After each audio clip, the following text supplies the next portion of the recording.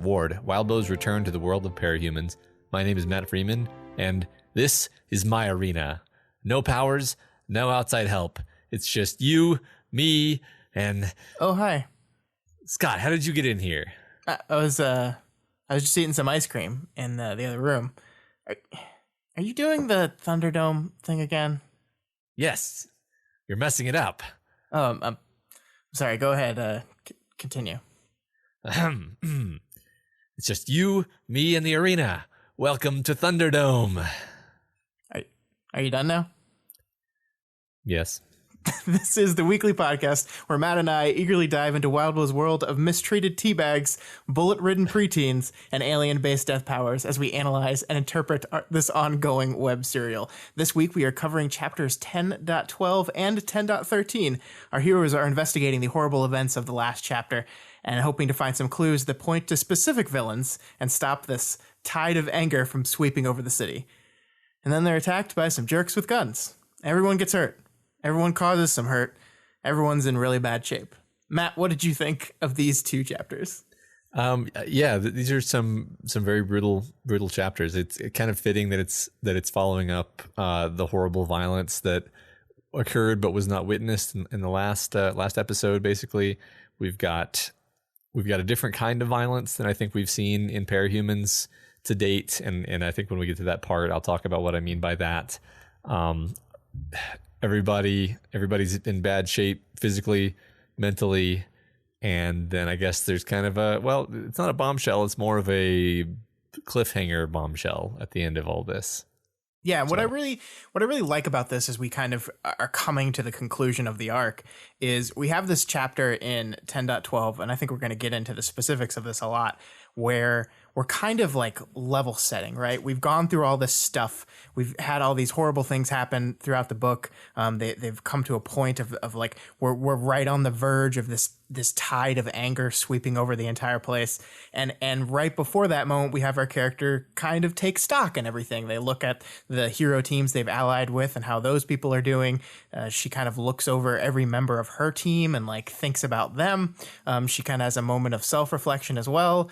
And in the moment, it seems like outside of all the terribleness that's happening, people are okay. People are in a good place. And then, of course, that is ripped out from under them. And then we move into a game changer, like a shift, if you will, where everything changes. Like things fundamentally change for our heroes from this section going forward, and things are going to be very different going into the rest of the book. Yeah, I mean, we'll talk about it when we get there, but there's a specific moment where you almost get this feeling of like everything is fine, which you should know by now in a Wildbow story is a terrible sign. Yeah, and it's not like, I don't even know if it's that it is fine. It's like you can see it's going to be fine. Uh-huh. Like they're in the thing about that I love about this is like the juxtaposition of the fact that they're in the middle of investigating this horrible, gruesome crime that happened.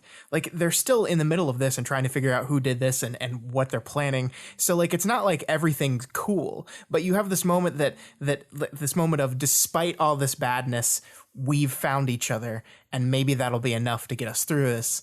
And then that is violently interrupted. So yeah, there's a lot to say. It's going to be another long episode, I think, judging by the number of pages we have here. So let's just get into it. All right. So just some quick announcements. Once again, a reminder, fan art contest number 5 with the theme of Happy Holidays from Earth Gimel. The entries are due by Monday, December 17th at midnight Pacific time, and the winners will be revealed on Christmas Day. So get those entries in, please. Yeah, and I guess we can go ahead and announce right now, Matt, we're probably going to be taking off the week of Christmas. We're probably not going to have a show that week. We haven't quite worked out how everything's going to line up yet, but our normal recording day is Tuesday night. Tuesday that week is Christmas Day, so I don't think we're going to be doing recording that day. So it probably just makes sense to take the week off and just have like an extra long episode the next week. But that next day is New Year's Day, so I haven't quite worked out that yet. But we can say for sure that we will be off the week of Christmas. Yeah. Your early New Year's present will be a very long episode. There you go. Yeah. All right, now let's get into the community spotlight where we read what people wrote from last week's thread. The discussion question last week was, the world of parahumans is a dark place, and Wildbow frequently employs horrific and disturbing imagery to reinforce this fact. Discuss that approach to storytelling.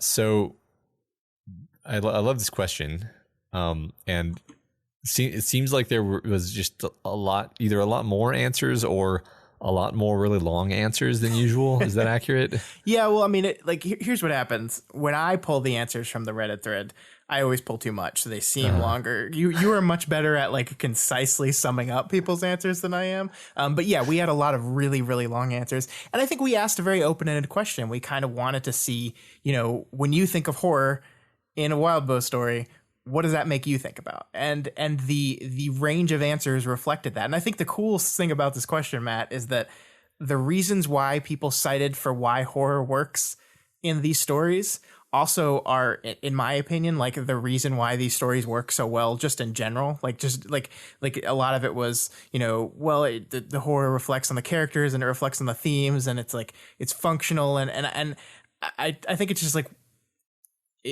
we ask a general question about horror in relation to the story, and we get answers that really shed light on why the writing is so good just in general. And I thought that was fantastic. Yeah, just how it's good storytelling. Yeah. All right, so let's get into these answers. So first, Bisexual Punch Party says that Wildbow's use of horror is necessary for setting up one of the most important aspects of any piece of writing, the stakes. They say that we love Wildbow's writing because it makes us feel things. The horror takes characters we genuinely care about and puts them into horrible, terrible stakes, which leads to bigger emotional payoffs for the reader. Absolutely. We've said many times, one thing that he's great at is making us connect to and love the characters, empathize with them, and thus, like, it just brings us that much lower when they're put in horrible, horrible situations. Yeah. And Calerno985 actually expands upon Punch Party's comment, outlining all the ways in which the horror elevates those stakes. Their argument is that in a world where people can already do like these specifically super powerful things, there has to be like an exceptional level of horror to keep up with that. But then they go further to discuss this idea of Worm and Ward as using these really horrific elements of the story to draw a clear distinction between the world of parahumans and the superhero stories on which it lays its canvas. They say Worm is defined, at least in part, by its differences from the superhero stories we are used to. The fates worse than death in this story are absolutely a part of making that distinction. I think that's a really good point, that this story at least is laid on our basic understanding of superhero stories, and the horror elements are one way in which it can very distinctly show how it's different than that. Yeah, that's something that definitely hits home in Worm, where Taylor doesn't like step back and describe what her world is like very much at all. Like you don't know that the Nine exist before they're like almost upon you, basically, narratively. So yeah, so it's a way of like you're inferring things, and then the story is injecting these little jots of things where you're like, oh god, this is, oh my god. It's just a wonderful way of kind of sculpting the story and its tone. So Fetishist focuses on Wildbow's use of body horror, and specifically how body horror is depicted in Worm and how that has changed in Ward. They say Worm often heavily emphasized the unknown / horror / dramatic / surprising / grotesque elements of body horror. And it uses that kind of horror as a cautionary tale that can happen when people with power go too far. To Fetishist, the body horror in Ward is distinctly different, however. They say that so many of the characters have survived body horror and are therefore living in quote-unquote horrifying bodies. Because of this, our characters tend, I'm quoting now, our characters tend, I think, to skip past the kind of visceral horror we see in Worm, and instead go straight to a more humanizing and empathetic response to body alteration, but also a more calm and practical one. For Ward's central characters, who have spent so long reconciling themselves to living in horrifying bodies, I think the idea of body horror is almost obsolete. I think that's a really delightful evolution. We saw the beginnings of that kind of relationship to body horror with Gregor in Worm, but Ward dwells on it over and over again. in ways that emphasize that it's possible to live through and live with physiological alteration in a grounded way, with an emphasis on practicality and support and adaptation and contribution and integration into a broader world. Yeah, I took a big quote from that, but that's because I like that so much. And one thing we didn't include is that this person works with disabled people, and that's one thing that they went through, and they're kind of like, they went through a transition where they used to be very like turned off by body horror until they were kind of put in a situation where they were working with these kind of people that have, you know, facial disfigurements and things like that all the time, and that kind of got them to a position where they just don't even consider it a thing anymore. And then they related that to how the characters in Ward also seem to be much less bothered about the horrifying, grotesque nature of the thing itself than by the empathetic implications of it. And I think that's very true. Like for Victoria in these last two chapters, it was not about how disgusting and horrifying it is for there to be little pieces of a person all over. Like the truly horrifying moment of it to her was what this must be like for the person that's forced to live through it. And yeah, that's a really fascinating take. And it isn't like kind of a different exploration than it was in Worm. Yeah, the empathy aspect of it. And it reminds me of the overriding idea that Worm was more about trauma. Ward is more about recovering from trauma. And so like, you know, doing something horrible to somebody's body, you know, Taylor, you know, having her arm shattered or whatever is horrifying, but then it's all of the aftermath that Ward is about. Yeah. Absolutely. All right, so next up, Megafire talks about how Wildbow uses restraint to make horrifying moments work again and again. Bow's stories, they say, manage to push the envelope just far enough to get you to just enough to shock you and force the emotional reaction of you, and then he lets it sit and simmer and lets the characters involved deal with the consequences of what happens, bringing us back down to something approximating normal, and then he does it again. And I think that's a really good point, because like there is, especially with how long these stories are, there is a chance that like it just kind of gets worn out, right? Like you've gone to a place where you can, oh, this is just more of this, it's more of this type of thing, been there, done that. But I think there is restraint in how often we do this, and you know, mixing up. It's not just a through line of horror. We mix it around. We drop it in different places. It's very true. Yeah, I like that. Roundest Frog notes that the horror works in Wildbow's stories because these stories are never about the horror, they're always about the characters. The stories don't delve in horror merely for horror's sake, but in order to demonstrate how different characters react and change in response to some of the worst things imaginable. Yeah. I don't have anything to add to that. It's just a really concise, great answer. Yeah. Right. Exactly. Yeah. And Arena Venera basically agrees with them that the horror is never used merely for shock value in and of itself. Which is very true. We're not just trying to gross you out here. We're doing things with it. Yeah, I mean, both of these comments, like, it's very crucial, I think, that there's no like cheap shock horror. It's always the empathy and the relating to, oh my God, what would this be like if this happened to you, and forcing you to put yourself in that situation. And not just like, isn't this terrible? You know? Yeah. Synths says in Worm, Wildbow used horror to take Taylor, who had a really unsettling power by default, and help you empathize with her by making her feel tame when compared to the type of horror she's constantly up against. A lot of the horror is used, quoting here, a lot of the horror is used to normalize some of Taylor's actions by making so many other things that much worse. By doing this, Wildbow can allow Taylor to use her abilities to their fullest without making us question her as much as we otherwise might. That's really interesting. Yeah, and I generally agree with that. And I think, you know, we've gotten flack for some of our opinions on Taylor in the past, but I do think it is very important that even as you start to question Taylor's behavior and the choices that she's making, I think it is very important that you empathize with her throughout the story. And I think Wildbow is very conscious that a person with this kind of power that is doing this kind of things risks losing that general level of empathy. And so by comparatively making everyone around them so much worse, you can cling to that empathetic relationship more than you normally would be able to.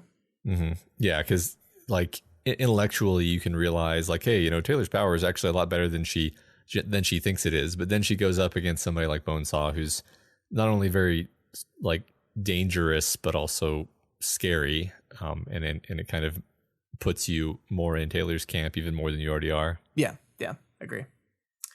Next up, we have Sarah Penguin, who says they note that when dealing with the themes of trauma, bullying, and hopefully in this story recovery, it's really hard to avoid the level of darkness and horror that these stories have to face. If you couldn't really dive into these themes without showing some pretty horrific stuff. So it's kind of like the nature of the type of story he wants to tell is going to bring about these kind of things. But they also note that there's this kind of innate morbid curiosity that human beings have when it comes to horrifying things. We want to look at the car crash footage. We want to understand the mind of the serial killer.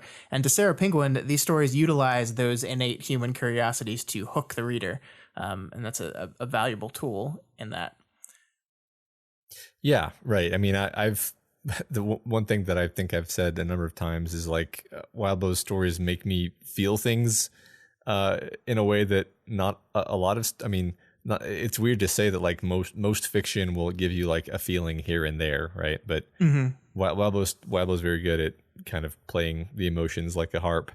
That's kind of what he's aiming for, I think. Yeah. And even this isn't even like as grimdark and horrible as what we're really talking about here, but just like the very, the first two arcs of Worm, you've got the bullying against Taylor, and it's actually very painful to read if you have any kind of, I mean, I think almost everyone has like a background of someone being mean to them at some point, right? Yeah, like, we can all relate to that. And it's like really easy to put yourself in her shoes and feel really kind of broken up about the lengths that these girls are going to make her life miserable. And it's like, yeah, that's a kind of horror, right? That's a kind of mundane horror.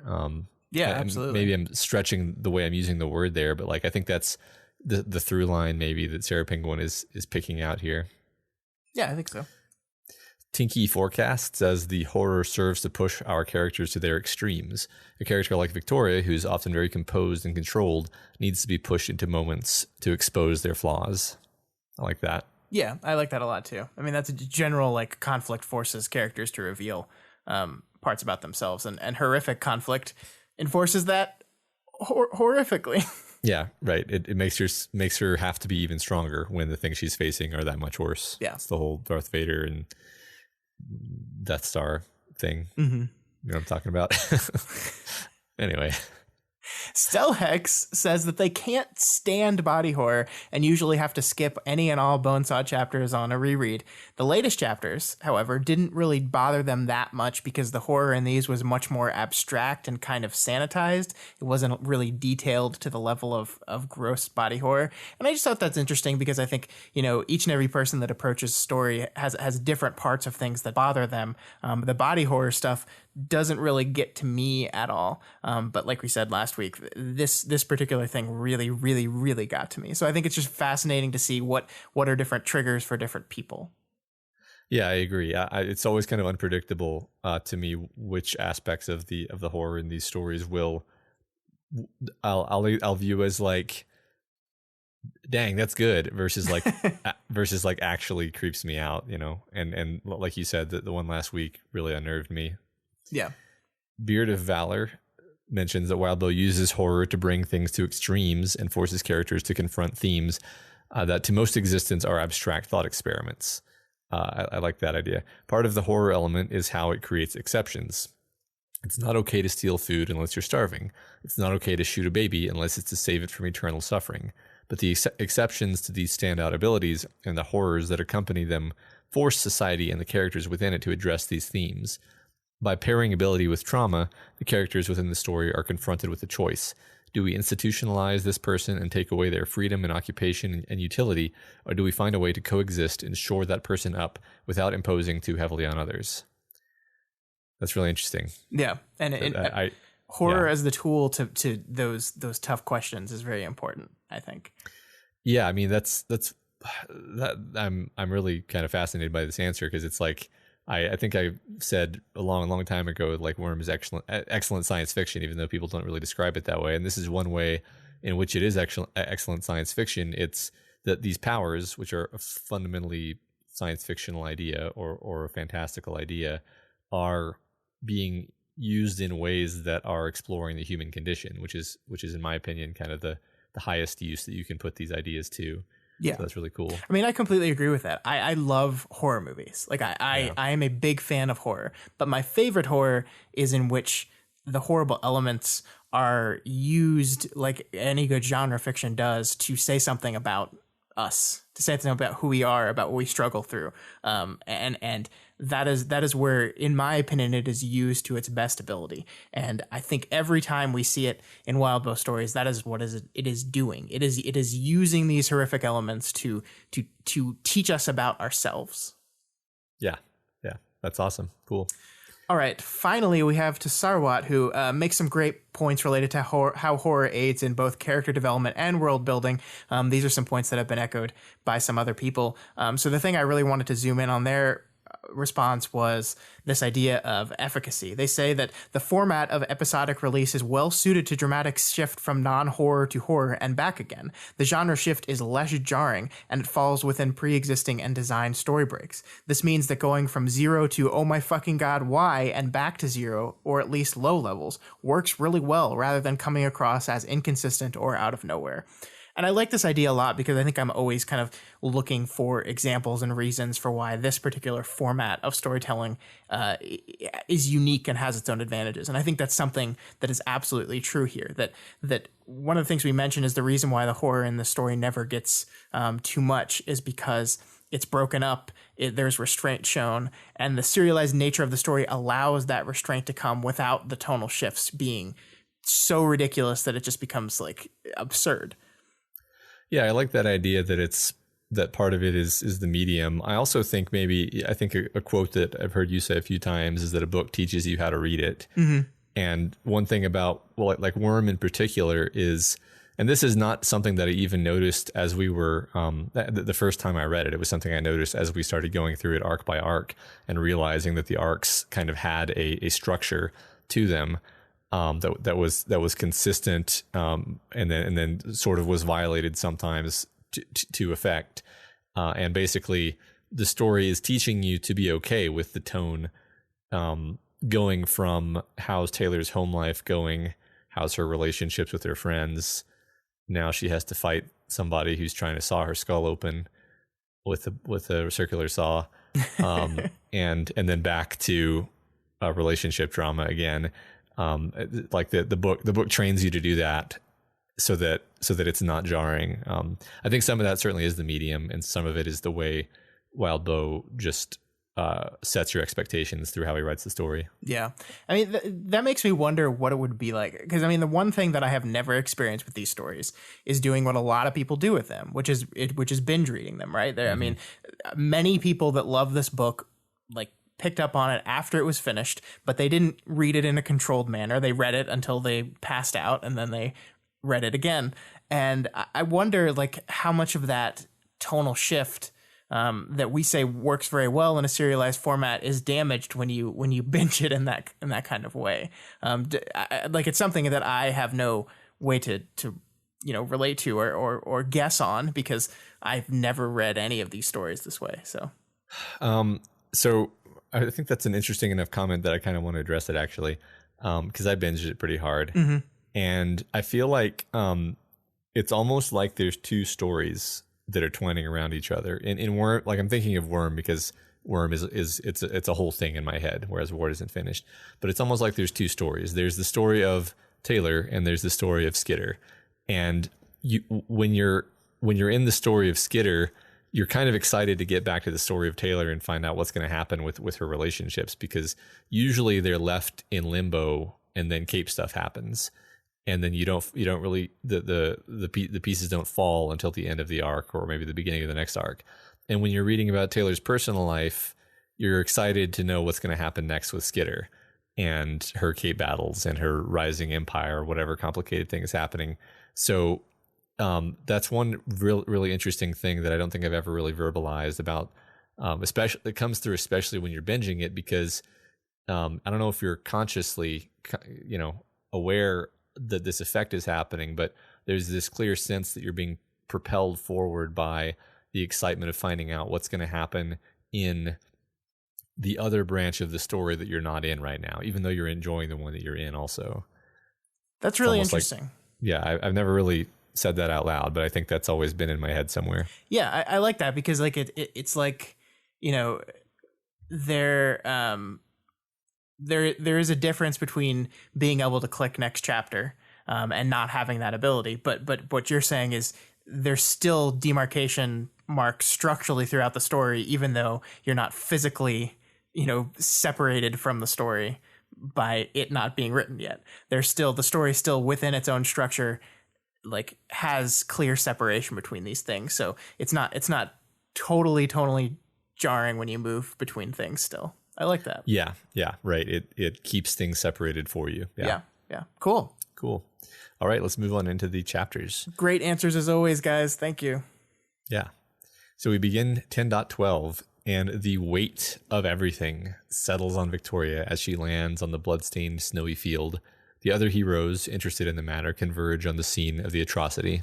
So we've talked about this before, but I really love when Wildbow dives into imagery like this, and then like the imagery is very specifically drawn and defined by our own character. The meaning here is not subtle. Victoria literally spells it out for us, right? She says she lands on the ground and feels the weight of gravity, and then also feels a different weight on her, a weight of like an emotional, psychological weight as everything is kind of building up on her.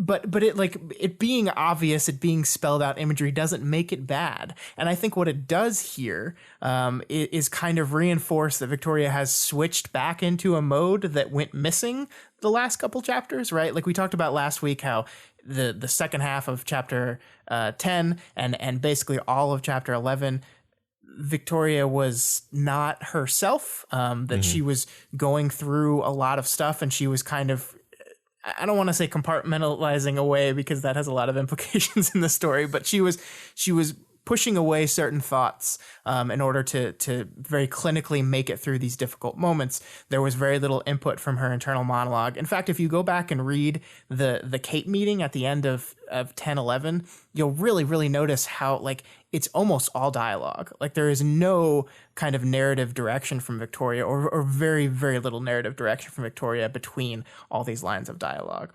So we have this Victoria a certain way, and then we open up this chapter, and a little time has gone by, and we kind of see that Victoria has slipped back into, like, maybe she's calmed herself down or like worked through it a little bit to the point where she's able to like slip back into this very introspective, contemplative person that we know her to be, and like being aware of the emotional and psychological weight that is on her right now is very much a part of that Victoria that we know.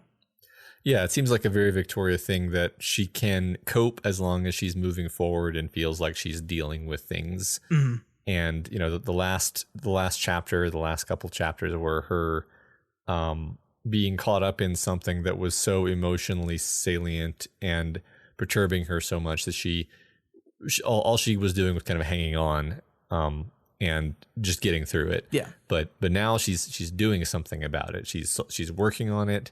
And like you said, she's bringing all of her kind of mental tools to bear on it. And this is the Victoria that we're used to. Yeah. I very much agree that kind of the voice returns in this chapter. Yeah. And I really think that like that clear spelling out of that imagery, that clear defining of the metaphor of the landing and the weight from gravity being restored, sends that image to the reader that this is Victoria's voice again.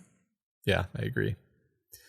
So we kind of meet a bunch of these capes. We meet Brio, the pirate ninja. We touch base with Relay, the movement support cape that we've met before. Crystal Clear is in a new costume, and we see Annalise again, who, you know, I kind of forgot about. It's just been a long time, but we're basically touching base with the characters who are going to be relevant in a little bit. So the text is very subtly like reminding us who these people are and kind of what they do. Yeah. A good many more capes filter in, though, including the major malfunctions. Yeah, but so this is our introduction to team. We're going to investigate the things and not go crazy and kill all the bad guys. This is that section of the hero team. We have the other team that's going off and doing their violent stuff, and we have these guys that are just like, okay, we're on the clock. This is our team. What I like about this part of the chapter and this chapter in a whole is we see Victoria kind of looking over these teams here, and she wants to reach out to some of them and talk. Like, she sees people she knows, and she wants to like make sure they're okay, to warn them about what they're about to see here. But once again, we're in Victoria's voice again. We're in that standard voice, and she realizes in this moment, like, I can't do that right now. I've got so much on me right now that managing these other people might just be too much for me. Like, she has that awareness that she's like, maybe I just need to not put another thing on my shoulders right now. Yeah. And what I love, we've talked about this before, but in this moment where she's thinking about this, we get these moments of internal dialogue that is distinct and different from internal narrative, right? Like, we have the internal narrative, which is Victoria's thoughts, and then we have very specific, italicized, like almost thinking aloud but not aloud dialogue, where she says, I'll warn finale before they see anything bad. And then it immediately goes to, what are the odds that any of these heroes who acted outraged over the treatment of the navigators even visited the victims or their crime scene? Wayfarers accepted. So in spite of her ability to manage or take in anything else, she still says that if the chips, like, if it comes to it, I will warn finale. I will take that upon me and warn that. And then suddenly that thought shifts to a completely independent thought, which is, all those people that were against me, all those people that were against this way of dealing with it, did they even bother to come out here? Did they even bother to see all this stuff? And I think it's really interesting to me, because up to this moment, I would say that Victoria's frustration towards the group that didn't side with her has been pretty reserved. Like, there was that one moment in the last chapter where she said enough, but again, because we didn't really see her narrative voice there, we haven't really seen how frustrated she is. And this is kind of like a hint at how mad she is about the things did not go the way she wanted them to go in that meeting. Mm-hmm. Yeah, I like that. I like this little bit of resentment, and the fact that she's struggling with it in the background. And, you know, like you said, we didn't feel how annoyed she was back then, mm-hmm. but now it says I feel petty and annoyed. Yeah, or I felt petty and annoyed, and it's like, yeah, I mean, it's reasonable, and it's also good that she's conscious of it. Yeah. Well, I just love that, like, it's very easy to switch over to that, right? Like, we have these two statements that aren't necessarily connected. Like, I'll warn finale before they see anything too bad. And then suddenly we switch to nobody else even bothered to see it. Like here's a person that's on our side and they haven't even seen it, and I'm going to protect them from seeing it. But those assholes didn't even bother. And I think it really betrays the level of her frustration that she just makes that leap from one statement to the other. And yeah, she's so angry right now that she's afraid of that anger translating towards, like, damn it. Mm-hmm. Not that she's going to, like, be angry at the wide-eyed heroes, she calls them here, but that, like, her anger at the situation is going to influence them in a way she doesn't want them to. So she doesn't head over to them. She heads over to our new knife friend. Yeah. I think it's also good to point out that, you know, the theme of this arc is polarization, splitting, and pushing people into different camps. And this line is just reminding us that, hey, the heroes are having a little bit of internal issues. You've got the other hero team off pursuing vengeance, basically, while Victoria and her team are here being detectives. And so that the heroes have been split into these two camps. And without this line, you might not necessarily remember that as you go into this. Yeah, good point. So she goes to meet Knife Man, and she thinks relatively neutral, leading toward positive thoughts about Annalise's costume. Yeah, relatively neutral thoughts is not a great sign for how this guy's flirting is going to go. Yeah. I do like that she notes how skinny he is, right? Like, she makes special note, like, showing just how narrow his waist was, and his costume bottoms were similarly slimming. It makes you kind of wonder, it makes me wonder at least, is every, like, description of every dude that she sees in the story has been a little bit, had a little bit of comparing them to Gallant to it. I bring this up only because we're going to very specifically talk about Dean here in a few minutes, and as it's something that's kind of constantly on her mind. And I just wonder, like, I actually kind of like jumped back and looked up like what Dean's build was, and I didn't find anything like concrete about it. But I always imagined him as kind of the football player, like the athletic, like not like big, but like toned and with muscle. Not the level of like skinny, like so skinny that you notice it in this guy and his costume. Right. Yeah. I think Victoria's descriptions of him are always along the lines of like fit, you know? Yeah. So which is not necessarily antithetical to being slim. No. But usually those are different things, especially the way she describes things. Yeah. Yeah. Yeah. So he's got this mask with no eye holes, which is interesting. Yeah, we're going to talk about that in a bit when I go full conspiracy theory. Okay. Thanks to you. You Okay. You led me down a chocolate hole, and I just dove right in. Oh yeah, it's funny because I made an offhand comment, so it's sort of mine, but then it appears to have really sunk its teeth into you. Anyway, we'll get there. I hate you. Yeah, eye holes. So he expresses, Annalise expresses curiosity about the crime scene and the weapons used. And this combined with his name makes it seem like he must be like a weapons thinker of some kind.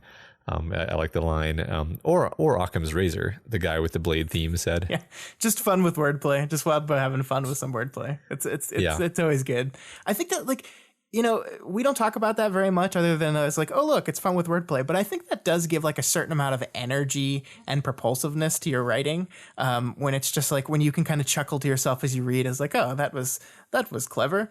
I think it kind of sets the tone of this early part of the chapter, which is, you know, considering the seriousness of the stuff that they're dealing with, the tone of this chapter is lighter, is not as ghastly. And that stuff like that kind of helps with it.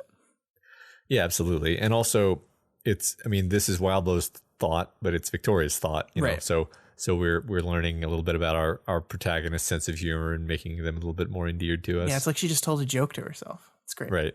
Which she does again later, actually, like explicitly. Yeah.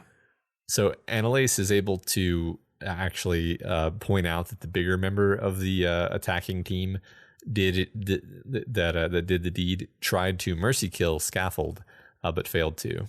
Yeah. So this whole part, like as he's kind of relaying information to Victoria, is like giving us clues about what happened here and who might be responsible for it. Like we get this information that the attacks were extremely well coordinated. So either the group had been working together for a very long time, or maybe there was like some sort of like super coordination power or something. The one with the claws, the big guy with the claws, felt bad about it afterwards. There was one person that he thinks like swooped in from directly above and stabbed with either blades or talons. And because they like managed to stop themselves as they were going down, they were probably flying, which hints that there could be more people there than there thought there were, because they were, you know, counting people based off of footprints. So there could be 5 attackers and not 4. So after all this, I wanted to get like, what is your, you know, running theory on this thing, if you have one? Like, who did this? Like we've been getting a little bit of clues. There's a lot of red herrings in there, as you mentioned last week, but do we have enough to kind of formulate a theory on who was responsible for this thing? Well, I didn't. The closest thing I got to anything was the idea of like claws and talons from the sky, proximal to Chicken Little getting his housed eagle. I thought was interesting, and like the idea of Chicken Little being involved in this, it would imply like some kind of master power. And that's the thing, is it's all very like, that's not really a theory. That's just kind of like connecting 2 dots and then staring at like your page with a line on it and being like, yes. So, but what do you think, Scott? Well, I came up with a theory, and then like, so a little inside baseball. What happens sometimes is I come up with a theory and I say, Matt, is this a good theory? And you say, yeah, I like this. Let me go see if anyone else has thought of this. And you go search the internet and see, and then you're like, yeah, someone already came up with that. And I'm like, damn it.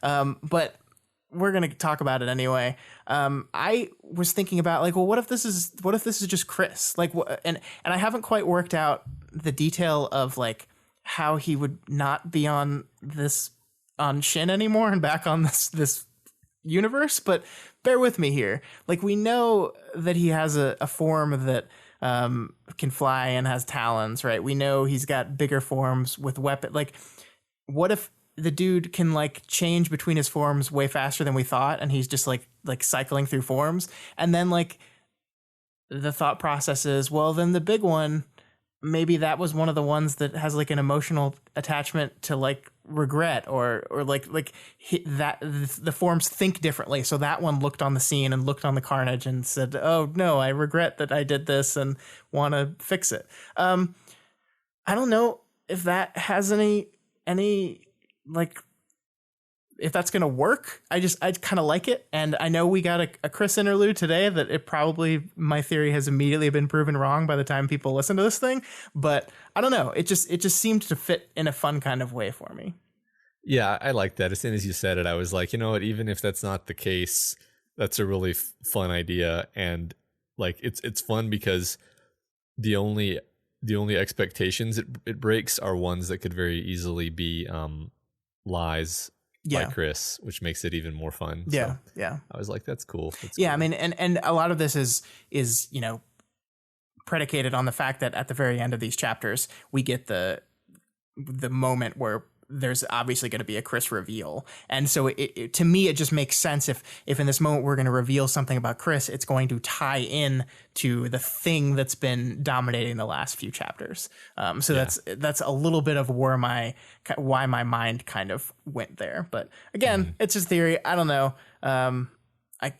I wish I could have read you've read the Chris chapter, so you might know, and you're being your usual Matt self, but I don't know anything that happens in that chapter yet. So I wish I could read it, but I can't yet. I have to do this first. So let's do this so I can go read it.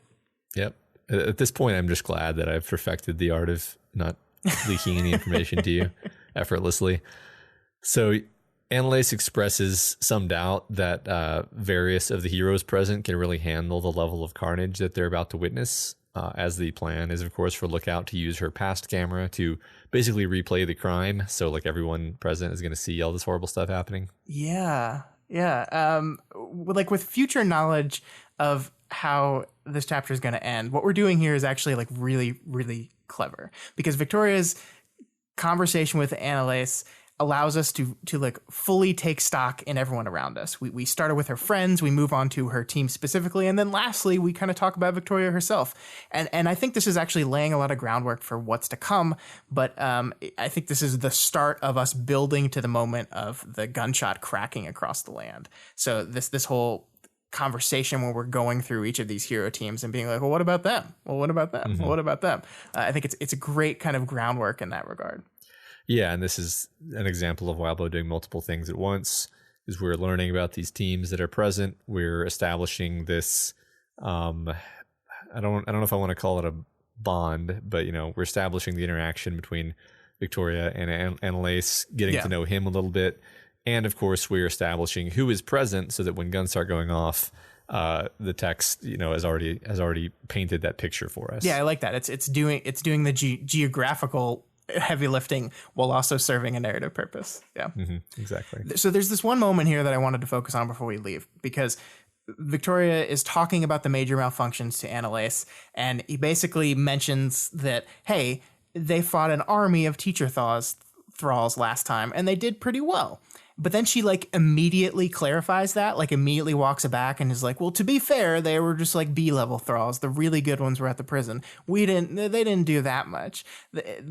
And Annalise kind of immediately responds with, if you fought an army, take credit for fighting an army. Give them that credit. And it's this fun little moment that, like, I think you could read very uncharitably of Victoria, like, of not wanting to give them credit. And I don't think it's that she doesn't want to give them credit. I think it's that she's genuinely worried about this team and worried about the things that they're going to have to go through. And by, like, giving them big, huge credit for this big, huge thing they did, they're more likely to be involved in other things that could get them in trouble. So I think it comes from a place of protectiveness of the group rather than, like, doubting them. And I think it's just a really, really great moment that I enjoyed. Yeah, I mean, she knows their history. She kind of knows that they're kids, and that was like their first confrontation.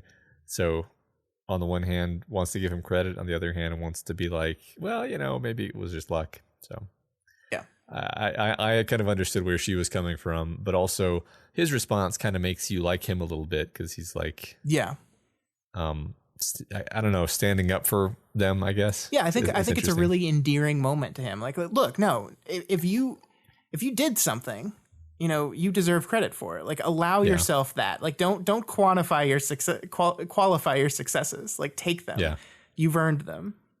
Yeah, it's a really endearing little moment. I like this guy. I like him a lot. Yeah. So they continue to chat, and they go on a long digression about Recycler and Retouch, the hippie capes from the green team that was called Dryad Project 3 back in the day, which was a sponsored team that dramatically imploded. And it's really interesting because here Vicky is kind of showing off her cape nerddom, giving this guy the lowdown on a bit of cape history that he doesn't know anything about. And then, like, mentally she's holding back stuff that she knows but considers privileged because it came from her mom, and she doesn't want to engage in gossip. But then that's kind of already what she's doing. So the whole thing is interesting. Yeah, I think this section of the chapter really, like, pretty well encapsulates the tug of war that goes on inside Victoria's head when it comes to, analyzing a person for the things that happened to them in the past versus what they're trying to do in the future. Recycler and Retouch are these people that have kind of been screwed over, but they just got dealt a bad hand. They joined this gung-ho organization meant to do something about the world, something they really genuinely care about. And even though it's something that Victoria says she had, and the rest of the world, like, admitted that, like, it's probably not a priority. Like, I think it's very hard to convince people that, like, climate change is a priority when there's a Godzilla monster walking around blowing up cities every few months. Mm-hmm. But they seemed like genuinely earnest about this whole thing and got screwed over for it. But in her mind, it's like, well, do they deserve an opportunity to try again in this new world and not be haunted by those things in the past?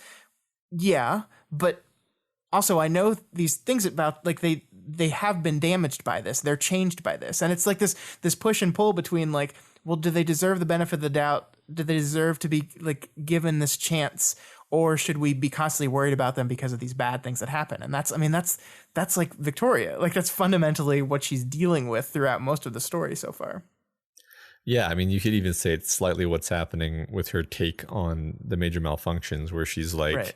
She wants to give him credit for this great thing that they did, but then she's like, oh yeah, now I remember though that they're just kids. Yeah. And it's like, well, I mean, yeah, but, like, when are you going to let them not be kids anymore? Right. Well, and it's something that she does for her team often. I mean, her team is filled with people that did some bad shit that are or had some bad shit happen to them that are trying to not let them this rule their entire life.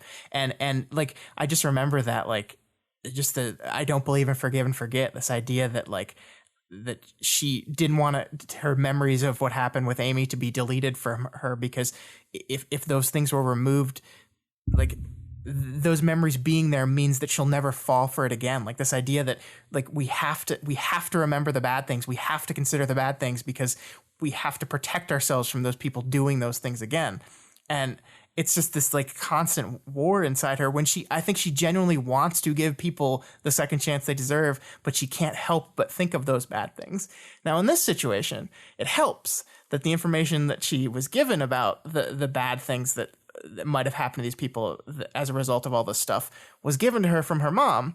So it taints it in a way that she doesn't want to share it with people. I wonder if she would have held back the information if she had gotten it from a different source. I wonder how much the Carol being the source of that information is what caused her to not feel comfortable with spreading it, Yeah, no, that's interesting to think about.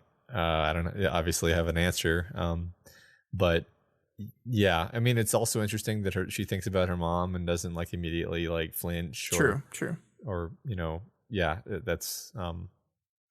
I also wonder if Carol is, like, frequently getting people drunk and having them dish information, like, if that's a thing that just so happened to happen this one time, or if that's, like, one of her information gathering strategies. But that's maybe a little bit unfair to Carol. I don't know. Yeah, I thought that was funny. But I don't know. It's an interesting kind of throwaway that has, gives you a lot to think about, but not really with any conclusiveness. True. Yeah. Yeah.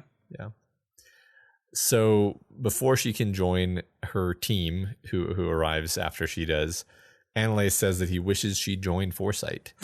And he actually seems skeptical that she's okay with, the team that we called the Misfit Toys for obvious reasons for a long time. The nicest thing he can muster up to say about Breakthrough is there are some good ones in there. Yeah. I really like this because like we don't see the perception of Breakthrough outside of Victoria's head very often, right? Like we have our perception of these characters because we feel like we know them. We have Victoria's perception of these characters. We don't see the general public's perception. And I think we know enough about it through the last few characters we've gotten to know how complicated it is. Like we've got this surveillance tinker, this former fallen guy that let people burn alive, this dude that quote unquote murdered his twin brother. Oh, and his twin brother's there too, and he just seems cool with it now.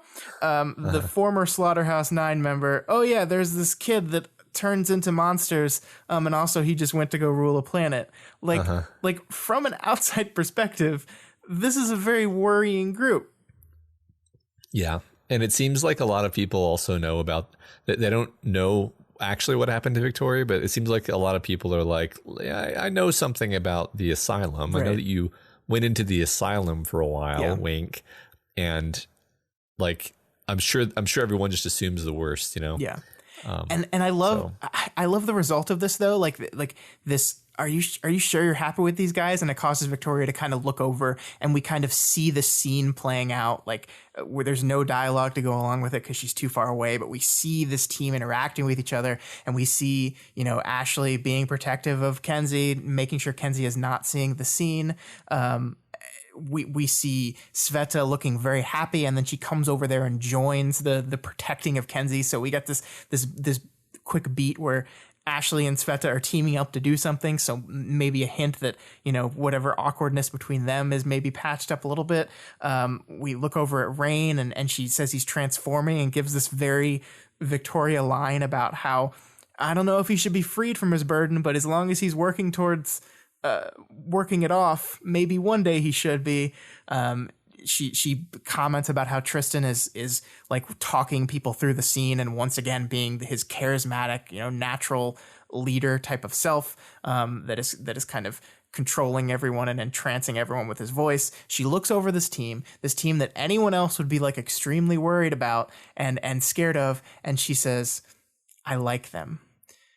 And she does. Like there's no hint of like she has really grown to love this group of misfits, and I think it's this wonderful moment of kind of cohesion right before things are about to get really, really bad. Yeah, absolutely. We look over them and we're kind of we have that swell of fondness in our breast that Victoria's feeling. Doesn't it say that like Sveta and Ashley like bump shoulders, which is like kind of Sveta's way of showing affection is to knock into people basically. So like that's really heartwarming to see. Just overall, it's all very like, oh yeah. I mean, and it's so crazy to think about it. Like we look at that scene from Victoria's point of view, and we see this warm, wonderful team of people that genuinely care about and are working to make each other better and to help each other and to do good in the world. And you wonder what Annalise, looking at that same scene, is thinking in his head, right? Like what is everyone else in this area? They're looking at the same scene that causes our hearts to warm up. What are they thinking? Right. And it's going to be vastly different. Yeah, you see Sveta and Ashley like buddying up, and you're like, wow, such a body count. Right. So then the next thing that happens is Victoria says, thank you, but your teammates weren't wrong. I wasn't in a good place. And then Annalise says, better place now? I shrugged. Much. So I love this, and I talked about this a little bit in Discord because I was so in love with it. You have these two statements, right? You have I shrugged, and then you have much. So shrugging is like a non-committal answer, right? Like it's body language that says, I guess. But then you have this much, this yes, like this declarative statement. Like it has a period at the end of it. It is declarative. Are you doing better? Are you in a better place now? Much, much better place now. And it's like the juxtaposition of these two things I think is absolutely wonderful, because I do think Victoria is probably in a better place than she was when she started, but also, like she's not better. She's in a relatively better place, but she's not like cured or whatever. It's complicated. I think the place she was in back when she was interviewing for a Cape job was just really bad, actually. And like we were getting those bits where she would just like have like a half-hour long shower because it reminded her that her body was not mutated anymore or whatever. And now there's not really any of that. There's still she's gotten better at kind of working around a lot of her issues. And I think some of them have become attenuated too. Like some of them are just, they don't throw her off. They don't ruin her day. But yeah, I mean, I think that along most kind of metrics, I would say she is doing much better. Like, I think that's just true. But maybe the shrug to me indicates like, yeah, I mean, it's all a relative thing, right? But yeah, I am doing much better. Yeah. I mean, the quote that really has stuck in my head throughout all of these conversations is when Ashley talks about Kenzie and says she's doing much better in some ways, in others worse as I've ever seen. And I think that's just generally true about people on the path to recovery, right? Like recovery is not it's not an on-off switch. It's not like a linear thing. You make improvements in some areas of your life, and other things you still struggle with. And that's just the way it works. And I think that's what Victoria is going through here. Yeah, no, I like that a lot. Yeah, I'll go with you there. Yeah. So Annalise finally gets around to inviting Victoria on a Cape date, or violence and chill, as they call it, I think. Victoria's first thought is Dean.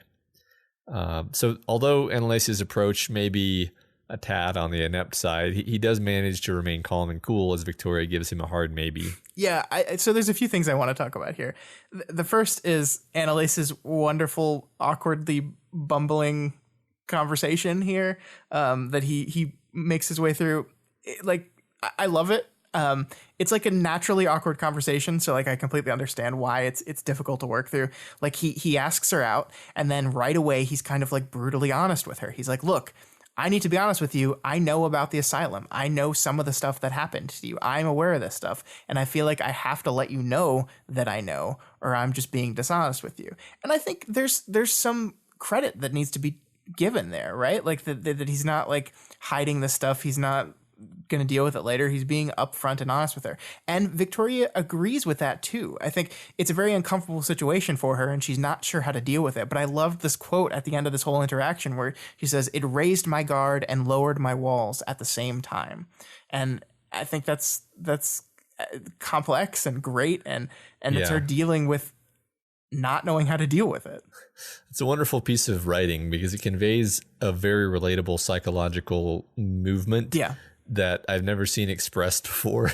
Yeah. You know, like, it's like, yeah, I know exactly what that means, but no one has ever described it in history before, as far as I know. Right. So yeah, that's cool. So the other thing I wanted to talk about with you is something that I think we've probably not given enough attention throughout the story. And that is Victoria and Dean, right? Yeah. On top of everything that Victoria is going through, the wretch, the hospital, Amy, her mom, her regret about everything she did as Glory Girl, along with all of this else, we have Dean. We have this presence, her first love, that she's very, very seriously not over his death yet. We have, just as you said, we have this moment where he says, "No pressure. I know capes have hangups. I know we're all busy. I know we're still kind of mourning." And immediately she thinks about Dean. Immediately. And I was thinking about this a lot. And I think when you think about her, like her and Dean, and you think about the things that she's gone through, I think this starts to make a lot of sense. Dean was her first love, and that love was taken from her. He was killed. And in the time one normally mourns for a loved one, Victoria didn't have the opportunity to do that. She had to fight. She had to be a cape. She had to go out there. She had to be, doing the hard work. So she had no chance to actually mourn for the death of the person she cared about. And she probably didn't get a lot of emotional support from her mom either about this whole thing. Like, I can't see Carol, bless her heart, is probably not the best at helping her in this regard. Yeah. I mean, I think it's perfectly fair. Like, we know that she, kind of went into a much angrier place after he died. Yeah. And was there pretty much until she got put in the asylum. Yeah. We know that like she was not really able to grieve immediately after it happened.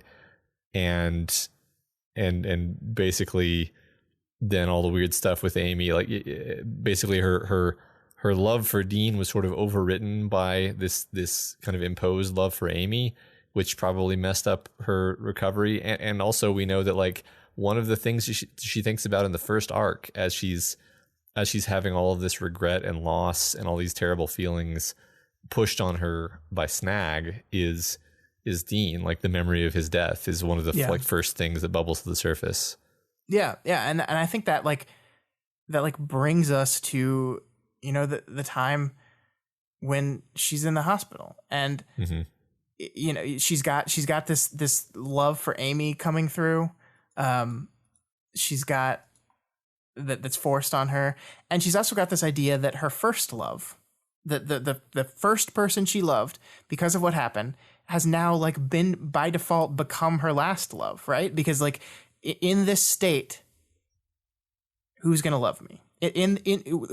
As I am now, I'm done with relationships. I'm never going to be close to someone again. It's never going to happen. And so this first love teen relationship has just become the only time in my life I will experience reciprocated love.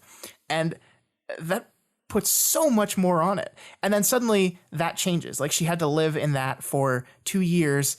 And she even says later in the text, like living like that, having that recurring thought and feeling that I'd be alone for the rest of my life, that default way of thinking about myself and thinking about the possibility of doing anything with anyone, were all switched over to that because it had more weight than 100 years spent like I was living now. So 2 years of that had more weight than 100 years living with the potential of other people. So her brain still hasn't, like, rewrited to the idea that she will ever love anyone else but Dean, right? Like, it's just not there.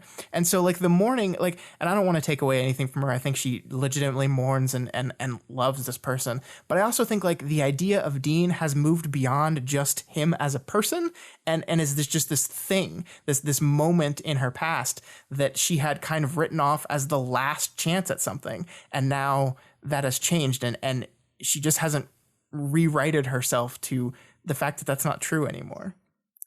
Yeah. It's interesting what she says about, 100 years. Cause it's like, I think I don't just want to say, like, that the character is wrong, about their own inner life, but I think everyone who has experienced trauma feels like, oh yeah, well, I'll never get over this.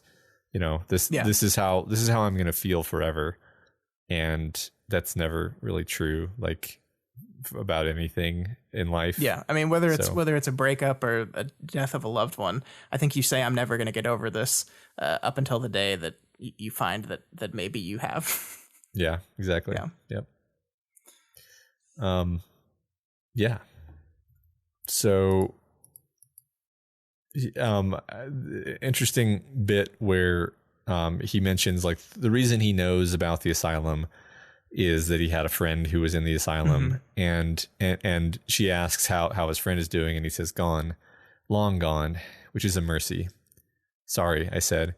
I think that this stuck out to me because it's like, not that he has any way of knowing, but this doesn't seem like an attitude that would fly with any member of Breakthrough. This idea of, like, it's a mercy that this person is gone now. Yeah, I agree. They are, survivors, right? They don't see death as a mercy. Like, death to this group halts change, halts redemption, halts growth. Like, you die, you can't get better. anymore. And that's not what they want. And yeah, I think you're absolutely right. I mean, we have later in this chapter, we have Victoria talking about, or not Victoria, we have Ashley talking about how the other version of her is a failure because she's died 8 times and I have died 0 times, which is an interesting, interesting examination, like interesting interpretation of that whole thing. Yeah. But I mean, that very Ashley framing. Right. But I mean, that shows just what Ashley's view of death is. And I think that's one that's maybe not quite to the extreme, but one that's shared by the rest of the team. They don't want to just die. They want to get better. Yeah. Yeah, I agree that they probably like they would all have their own reaction to that. I think like if I simulate my little character simulator of them saying like, oh, it's a mercy that they're gone. They'd be like, it would be better if they weren't gone, but instead we're, getting better. Yeah. Wouldn't that be better? My best friend. Right. Yeah. Yeah. And then as she leaves, she gives him a nice, friendly, platonic punch in the arm. Ouch. Yeah. At least she doesn't say, see you later, champ. Yeah. I think it's funny that Victoria, like, this is the best she can do. So I don't want to like say, Victoria, you jerk. Like, this is the best she can muster in this very awkward, uncomfortable situation. And I don't think she quite sees it as the full on rejection that I'm sure he's going to see it as, that I think everyone reading this story was like, oh, damn. But yeah, I mean, it's pretty rough. Yeah. Right. Yeah. It could be worse. Right. Yeah. It always could be worse, but yeah. Yeah. So next, Vicky goes back to her team, and Sveta tells her that her and Weld figured out how to squish. Yeah, and there was like a whole Reddit thread about like what the specifics of that whole thing were. Yeah, and it was very graphic. And I think I can sum up my feelings on this in a couple short sentences, which is Victoria asks, How did you finish that? How did you work that out? And Sveta just smiles and moves along, and that's what we should all do. just smile and move along. I think the importance of the situation is Sveta was very stressed and nervous about this interaction and how it was going to go and how happy they would both be, and she's worked it out. They're happy. That's all that matters. The specifics of what was going on in that bedroom, not important. I agree. But, you could still go check out that Reddit thread. They got some really interesting speculation there. Anyway, I can't believe you read it. I opened it up and I said, nope. Actually, I opened it up and I started reading it, and then I was like, oh, we were really going there. All right, I'm gonna maybe check this out later. Maybe just not check this out, actually. So, yeah. There were some weird threads this week. That and the how does Ashley wipe her butt, or how does Damsel wipe her butt after she poops was some wonderful imaginative thinking. Yeah, people are really thinking deeply about these stories. So Victoria's really happy to see how happy Sveta is. She kind of looks over and thinks over the whole team and how she knows when they're happy, which reminds us how well she knows these people, how well we know these people, how this group has gone from those guys I'm kind of doing part-time pro bono hero coaching for to my teammates. To quote Josriel from our Discord, I've been lulled. Yeah, and that, Matt, is exactly what Wildbow is doing here. She just had this very awkward encounter with this guy who liked her and who's genuinely worried about her. And then he talks about how the people we surround ourselves with are important. And she says, yes, I agree. And I love these people. I'm happy with these people. She cries here. She sees how happy Sveta is and she cries. And we get that beautiful like, oh, so you're a crier now? And it's just like the beauty of this moment to her. And these people aren't better, right? Like, I mean, they're still working through their shit. They still got stuff going on. But in this moment, they are together. All of them are Chris. They're mostly all together. And they're in a relatively good place, which means it's time to take them to the bad place. Yep. It's time for the swerve into the ditch. So look out. Not quite, though. So Lookout struggles with her time camera and realizes that she probably won't be able to get any good images because Vista's twisting of space-time back when they first looked at the crime scene has irreversibly messed up the camera's ability to extrapolate what positions the particles were in back in time. I actually think like this is probably one of the greatest comedic beats I've seen in this book so far. I love it. Like we have here Kenzie working on recreating one of the most grisly murder scenes in the story so far, and we're juxtaposing that with just her ridiculous behavior here, and it's so funny. Victoria says casually, "That's got to be Vista." Lookout turned slowly, then stared up at me. She turned back to the screen, brought her head back, and swung it at the flat face of the cube. It's just like this like like you can imagine like the slow head turn with just like the "are you fucking kidding me" look. It's so wonderful, and it's juxtaposed with this horribleness, and like you find yourself laughing even though in the background you kind of know there's more horrible stuff underneath it. And I think that's like the feeling you get throughout this whole part of the thing, where like you're warm, you're fuzzy, you're laughing, you're happy for these characters, but like you know there's something nagging and pulling at you underneath it all. You know it on some level, even if not consciously. Yeah, I mean, on a certain level, it reminds me a little bit of The Heartbroken, where it's like, especially back in the interlude at the end of Worm, where it's like, oh, this is funny, but also a fate worse than death lurks just under the surface. Yeah. So this comedy beat then leads into a delightful interaction where Swansong tries to coach Kenzie to not show signs of her frustration, and then Kenzie points out that Ashley has been known to rant, prompting Ashley to rant about how her clone messed up her tea. For example, Slashley has died 8 times, but Swansong hasn't died at all, as we said. It's so delightful. I love it. It's like, what are you talking about? You rant all the time. When have I ranted? This morning about the tea. Well, that was different because... Yeah, right. I think another great comedy moment for me was when, Victoria deadpans something about not giving her clone any more treats. And Ashley like points at her and says, "You'll see who gets no treats." Like I could just like absolutely hear that in Ashley's voice in my brain. Yeah, and I mean this conversation is continuing, and then Victoria just kind of says, "Am I all right leaving you guys alone?" And they're like, "Yes," but in the back of your head you're like, "No." Never leave them alone. Never. Yeah. Yeah. And I think it's so like, again, we have these comedy beats, this lulled false sense of security, but underneath it, like we're talking about death here. Like she's died 8 times. I've died 0 times. So death is in the back of your mind. Like every time we do a comedy beat, we have something kind of disturbing and uncomfortable right under the surface. And then I think is reinforcing this idea of unease, just this general unease. Yeah. I mean, I wish I could say that I felt unease. I think I was just like completely hypnotized into like oh, what a lovely story moment, which I really should know better by now. Yeah. Like seriously. I mean, I was convinced that Sveta was dead. And I mean, I think it's kind of designed that way. Like you have you have a character who's like achieved like the happy, like I think she says specifically the happiest I've ever seen her. And it's like, oh, this is the perfect spot to cut her down. And it's not that the book doesn't cut her down. It just cuts her down in a different way than I thought it was going to.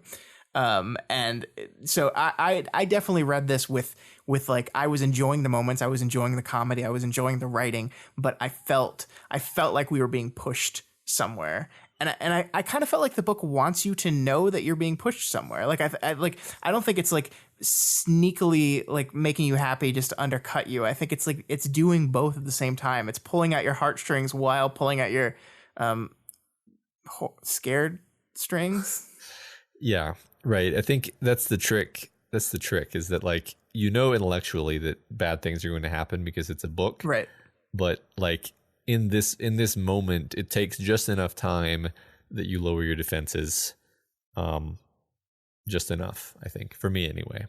And I kind of try to read in such a way where I'm just in it, I don't like to be too kind of at arm's length when I'm reading, like the first time through. Obviously I have to be at arm's length when I'm analyzing it later, but like the first time through, I was lulled successfully. Mm-hmm. So Victoria then touches base with Brio just as the whole exposed hero cadre comes under fire from the highway. Several capes are hit or pinned down immediately, and Victoria takes to the sky and prepares to smash. And I think the reason why this works so well is because I think we were both simultaneously, as you were saying, lulled into this false sense of security while also waiting for something to happen, right? So like we have these like two opposing forces on us and they smash into each other with the crack of a gunshot. And I think it's just this perfectly wonderful moment of clear tonal shift where we go from warm, fuzzy to, oh no, horror. We don't even know what's going on. Like Victoria immediately takes to the sky and then gets hit. So she has to dive down again. So she doesn't get an aerial view right away. We just know that probably some of the members of her team are hurt. And we know, and we get this very ominous end of the chapter where she's like, there will be no more of our blood spilled here today. Yeah. Wrong. Yeah. It was very like intimidatingly done because she gets hit like once or twice, and she's like a moving target with her force field, so you're immediately thinking like if whoever's firing is able to hit her, then surely they're able to hit other people who are earthbound. And so like my assumption leaving that chapter was like multiple Breakthrough members are hit, which actually turns out to be true, although they may not have been hit yet at this point.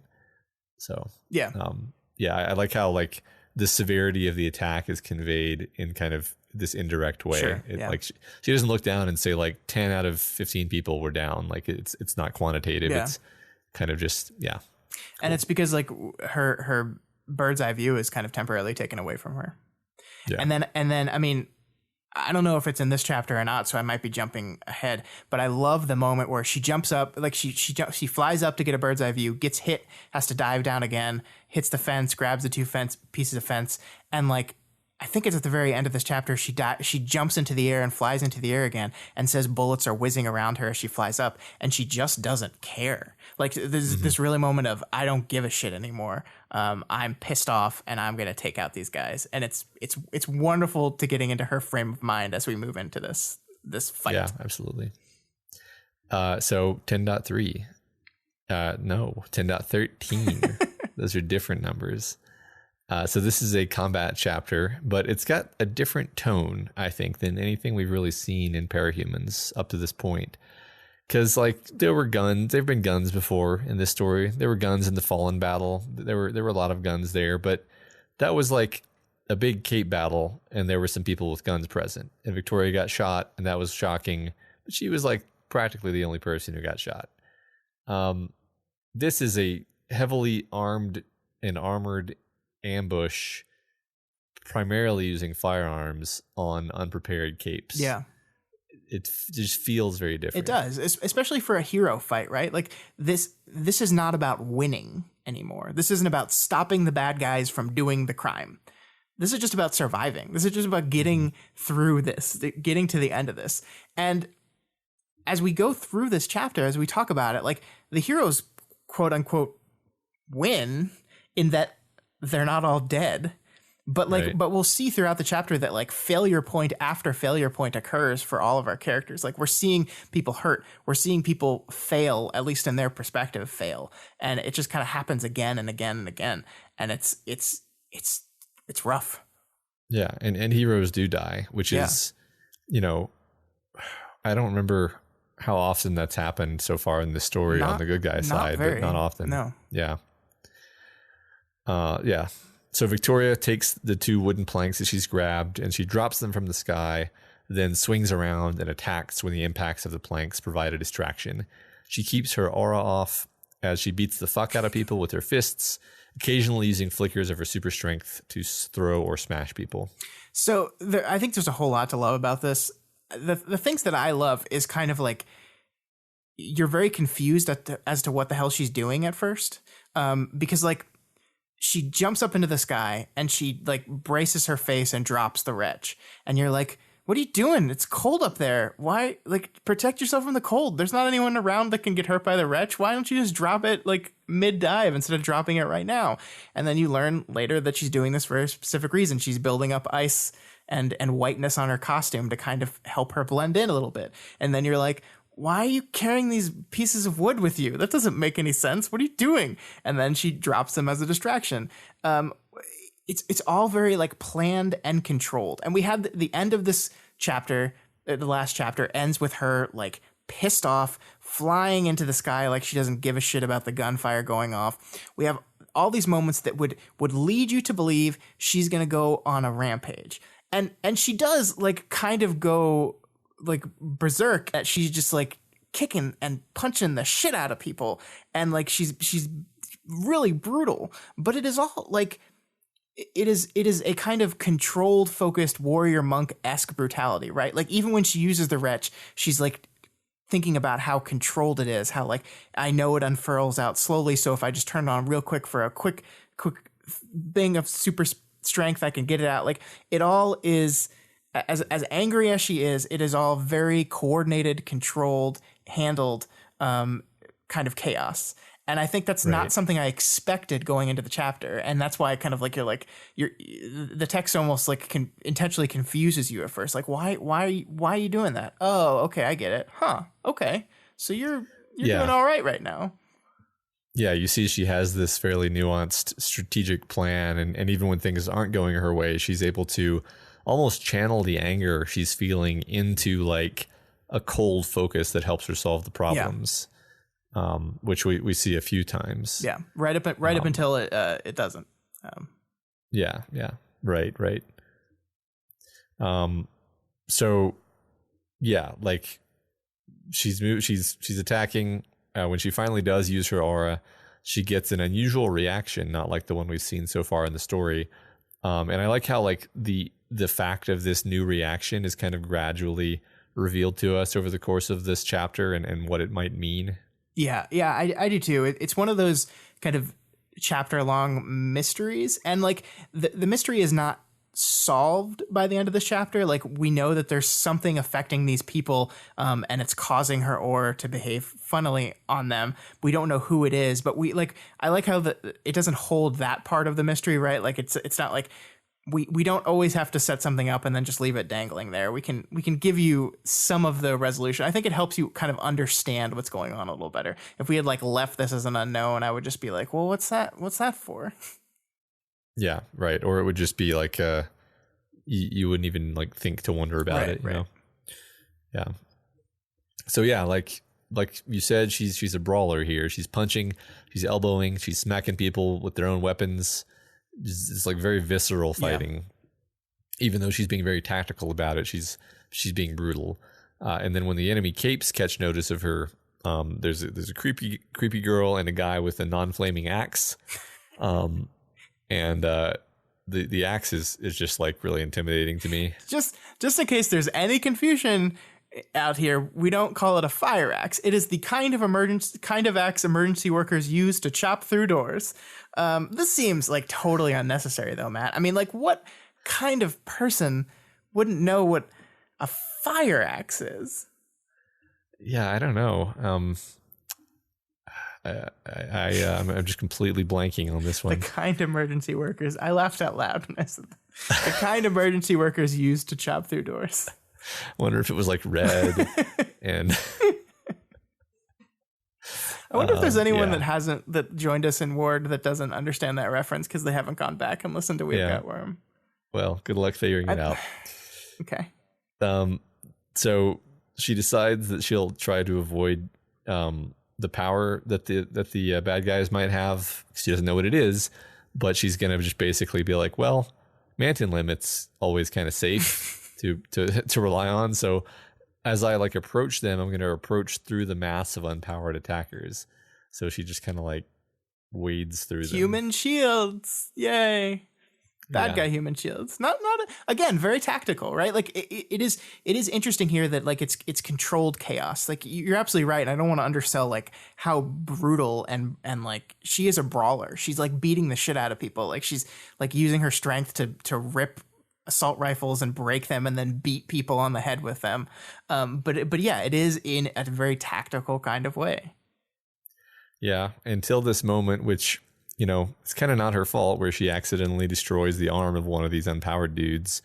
She kind of twists it till it shatters, and she instantly feels, in her words, like 10 times worse than any of the like tenuous good she might have felt about her like success and control. Yeah, and it's like you're kind of riding the line, right? Like this very controlled kind of chaos where you're riding the line of uncontrolled, and you just like the thing about the wretch is you slip up for half a second, and that's all it takes, and that's just what happens. It's just like and the thing that I love about this,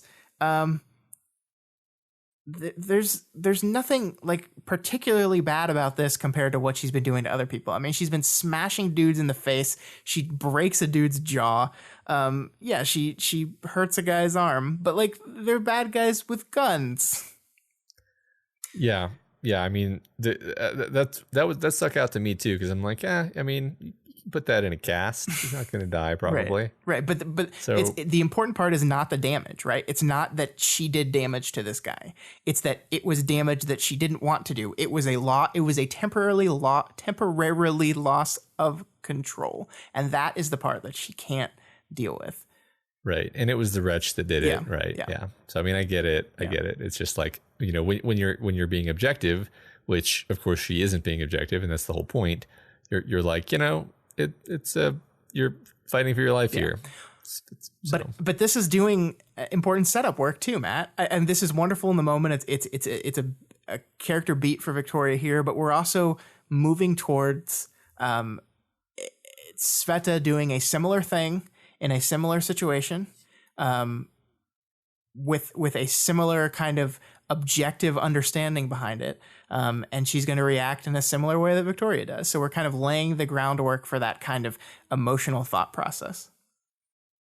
Yeah. I think you're exactly right. We're being primed. Yep. Yeah. So the woman uses her power, which kind of knocks Victoria out for a second and kind of stuns her, I guess. And before she can get her footing, the man with the axe catches her in his arena. Thunderdome!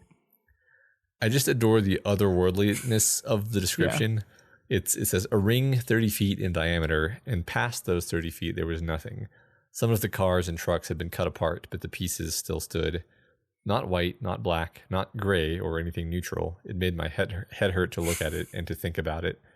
I panted for breath, feeling the lingering weakness from the woman's power, and I could tell that the air here was thinner. I'd experienced thinner air by flying especially high.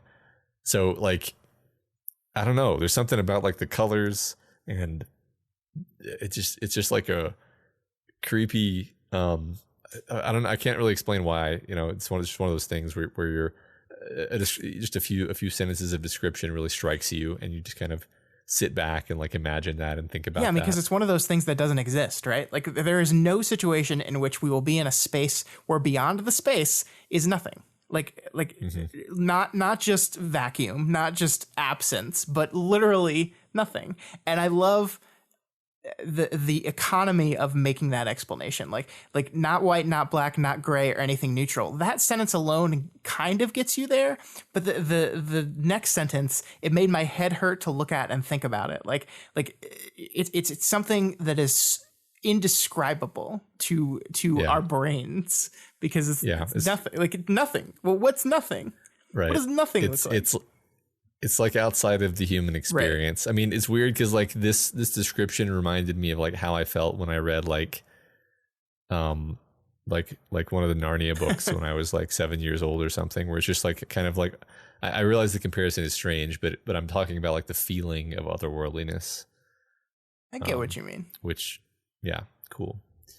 So she chats a bit with Arena Man. And we kind of learn a little bit about him. He confesses to having been in Russia, worked as a mercenary, learned just enough about him to make you curious about him. Yeah, and I love Victoria's like trying to subtly manipulate him. She's like, you know, these non-capes that hired you don't know what they're talking about. And he's like, no, I know you're trying to get me to reveal who hired me. It's not going to work. And she really does get nothing from this guy, other than that they were paid mercenaries. Yeah.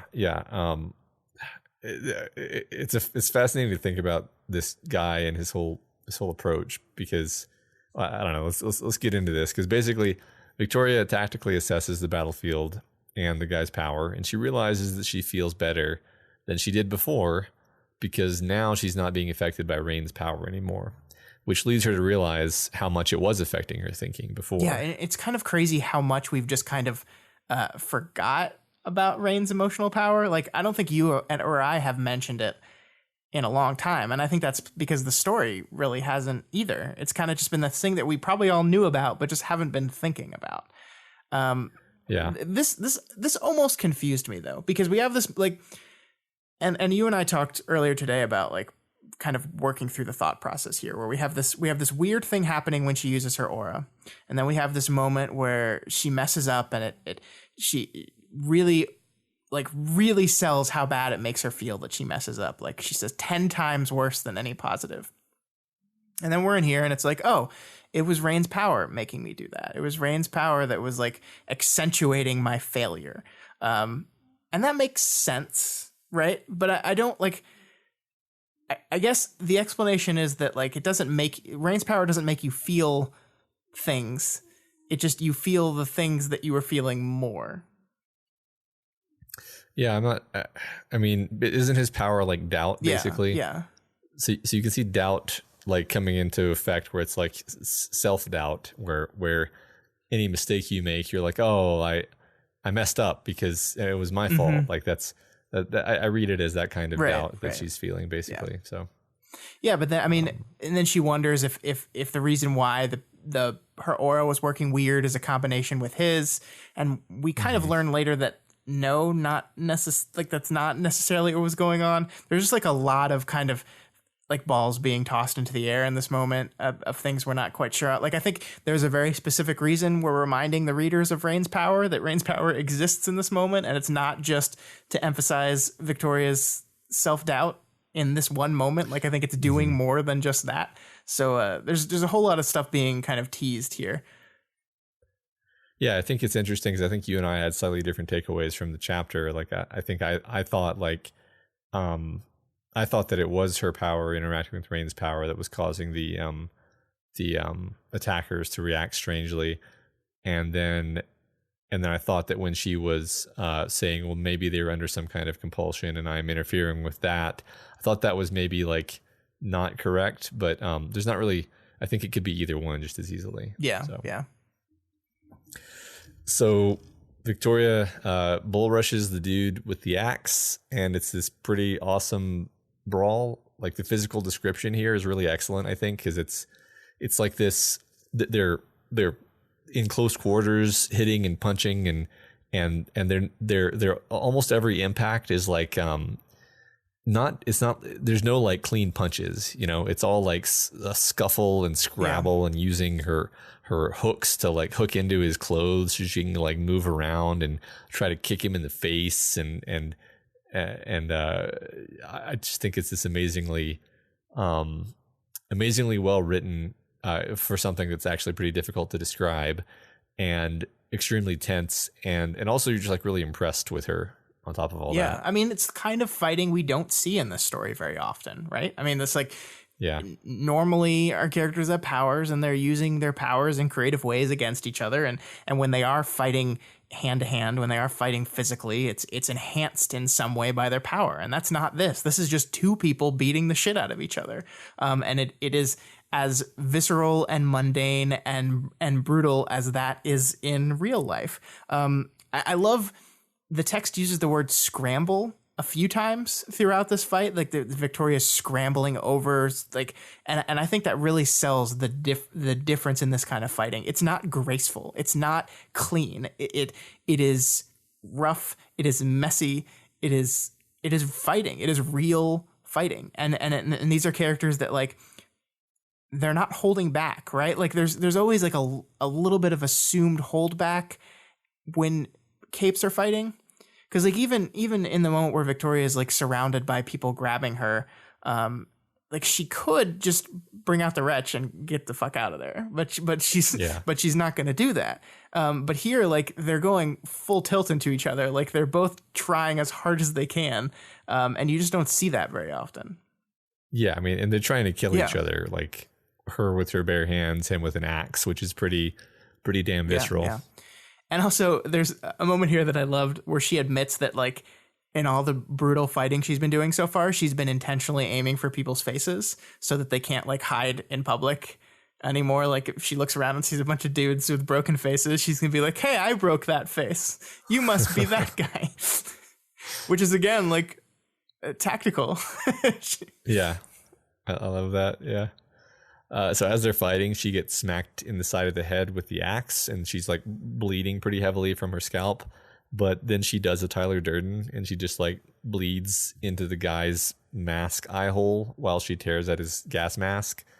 And this is enough to win the fight, apparently, and the guy retreats. Yeah, and to kind of circle back to what we were just talking about, I think this is one of the first moments in this fight and in the story where we have Victoria really like honestly come clean about just how mad she is about everything. Like at this moment, anger drove me. The image of all those people lying on the blood-stained battlefield and what had happened to the navigators were flashing through my head as I fought for what it took to keep going, keep hurting him.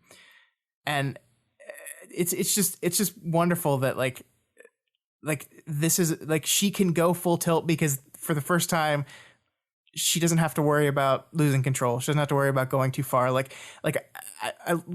moment where she gets into this bubble, she says, "Oh, I feel better because Rain's influence is not over me anymore." And I think there's probably some truth to that. But don't you think there's some truth to this idea that for the next 5 minutes, I don't have any superpowers, and I don't have the burden of those powers and what they mean psychologically and physically and mentally on me. They're just not there anymore. And there's like, even if like in a day of being that way, she might miss them in that brief moment, like that's a burden lifted off of you. Yeah, right. I think that she even kind of thinks about it explicitly. Like I felt surprisingly okay. Yeah. And like you detect a certain kind of like relief. Yeah. And I don't want to just like write that off as, oh, Rain's emotion power was gone. Like I don't want to just make it a simple like power trick that's why she's feeling relief in this moment. I think it's more complicated than that. Yeah. Yeah. So the bubble is released, Victoria's back on the battlefield, and Sveta has to immediately save Victoria from being crushed by a car driven by Noontide, the woman cape. It's a pretty small, quick moment, but again, I think what we're doing is setting things up for the decision Sveta makes here in a couple minutes. Noontide would have killed Victoria in this moment. She would have struck her with a vehicle and probably killed her. Sveta just saved her life from a person that was going to try to kill her. This is important.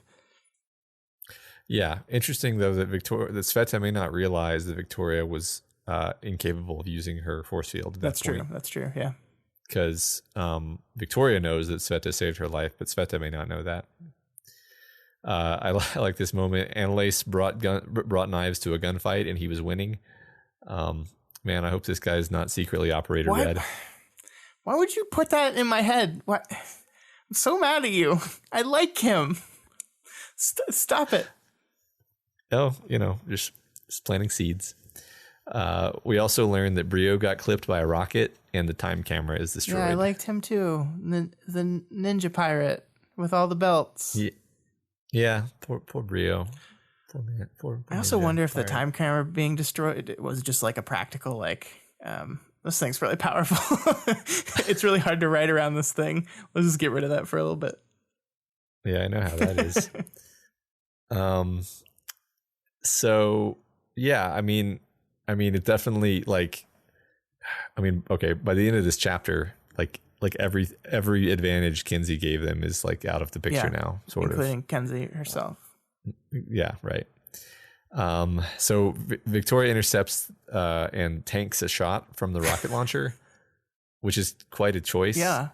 And then after this badass moment of tanking a rocket shot, she hits them with her new twisted aura, which seems to make them almost like her thralls. Yeah, kind of. I mean, like we said, there's something weird going on here, and whatever her aura is combining with is messing with them. Like, I don't think it controls them so much as like just makes them stand down. Like she says in this moment that like they're odd, and like her aura has reversed what it should normally do. Like at first she's like, is my aura just like in Bizarro World now? And it's like, no, it's just in this situation. It's just these people. And I guess you're convinced that this is just, combined with Rain's power type of thing. I don't know. I want some follow up on this. Like I want her to ask her teammates, like, hey, what were you feeling when I was using my aura back there? That's interesting. Yeah. We do learn they dish a little bit though. We learned that they're called Spear Team 2, which of course implies that there's a Spear Team 1, and this is not the only attack that's going on tonight. So that's great. True. It's great. Yeah. Yep. And then the arena man traps Annalise in his bubble, and loses to him too, even though Annalise doesn't have his knife power. Yeah, but he still's got his knives. Still got his knives. Okay, but Matt, doesn't Annalise not have eyes? So well, maybe he takes so them yeah off. like I mean he doesn't. The assumption here is that his thinker power like allows him, like he doesn't need to see because he has his thinker power, right? That's what I was assuming. So he goes into a power nullifying bubble, and I guess he takes his mask off, but the text doesn't like specify that afterwards he's like not wearing his mask, or maybe he just put it again in the moments as the bubble. See, you got me down the road with this guy with your stupid operator red thing, and now I'm like, what if he was in the bubble just like talking to his mercenary friend and just like faking injury because he's doing some long. What did you do to me? This is all your fault. Yeah, you see him slip a piece of chocolate under his mask. Yeah, I'm so happy I've done this. I'm so mad at you. But so yes, go ahead. I'm just mad. Let's just move on. Okay. So Sveta undoes one of her clasps around her neck thing to defend herself and the team as Noontide approaches. Noontide gets too close and gets her head squished. Victoria tries to reassure her friend that Noontide had it coming, and Sveta settles down, but we don't really get the sense that she's okay with it. Yeah. So we got to talk about this for a bit because this is important. This is really important. And one of the things is I think sometimes in parahumans discussions in general, and then on this show specifically, we kind of get bogged down in the the morality of the choice, right? Like was like the idea of was Sveta correct in using lethal force here, and let's determine whether she was right or not. I don't think it's relevant here. I don't think it matters. My short answer is yeah. I mean, I think so. If someone's trying to kill you. They're using lethal force on you, like legally, you're allowed to reciprocate with lethal force. That's fine. But it doesn't matter. Like it's not. It's almost irrelevant because what matters is what Sveta thinks. Like just as when Victoria ripped the arm off the dude, and instantly felt bad about it, even though she was probably completely correct in using that type of force against the person that's trying to kill her. Sveta just killed someone. And importantly, like I love the distinction here. Like I made the choice, Victoria.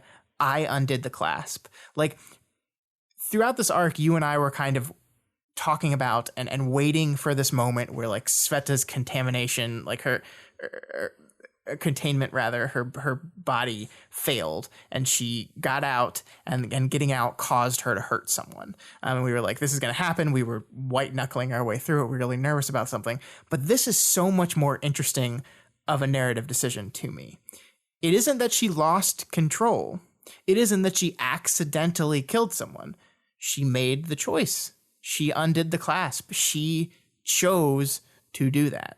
And now she's forced to live with that choice. And as you said, I don't see her taking this very well. Yeah, I agree that like having this happen in the most justifiable possible circumstance was like the most perfect way to do this, because now the conversation isn't like, well, was she justified? It's like, no, she was as justified as you can get. They were just a bunch of people investigating a crime scene and they were ambushed with lethal force. It's like there's never been a more cut and dried example of violence in Parahumans universe stories. I think that I'm serious about that. Actually, I don't think you're wrong. Yeah. Yeah, and so like exactly right that it's like, yeah, but the point is that this is her whole thing. Right. This is her whole thing. So no matter how justified it is, she's not going to let herself go. And that's we think back to that line that started this arc. It's hard to know where to draw the line sometime. And our reading of this in the moment was, I think, the natural reading you have, where people talk about drawing the line. What they're really most often saying is saying, I don't know when I do a thing if that thing was crossing the line or not. I went too far, basically. But the other reading of this thing is, I don't know where to draw the line to say the thing that I did was actually on this side of the line, that this was okay, that I needed to do this, that this was necessary. I don't know when to draw that line past the thing I did. And I love the kind of duality of that whole thing, that like she doesn't know where to draw the line and say a thing's too far, but she doesn't know where to draw the line to say a thing is okay. It's okay. It sucks. It's shitty that you have to do it. But sometimes it's just okay. That's terrifying for her. It is so concerning. Like she's at this moment, this high moment where she's figured some stuff out. Like the things that were really bothering her, the things that she was really worried about seem to have been dealt with. And now you have this, and it's going to be bad. Yeah, right. I like what you said about it paralleling Victoria's situation, because like she saved Victoria.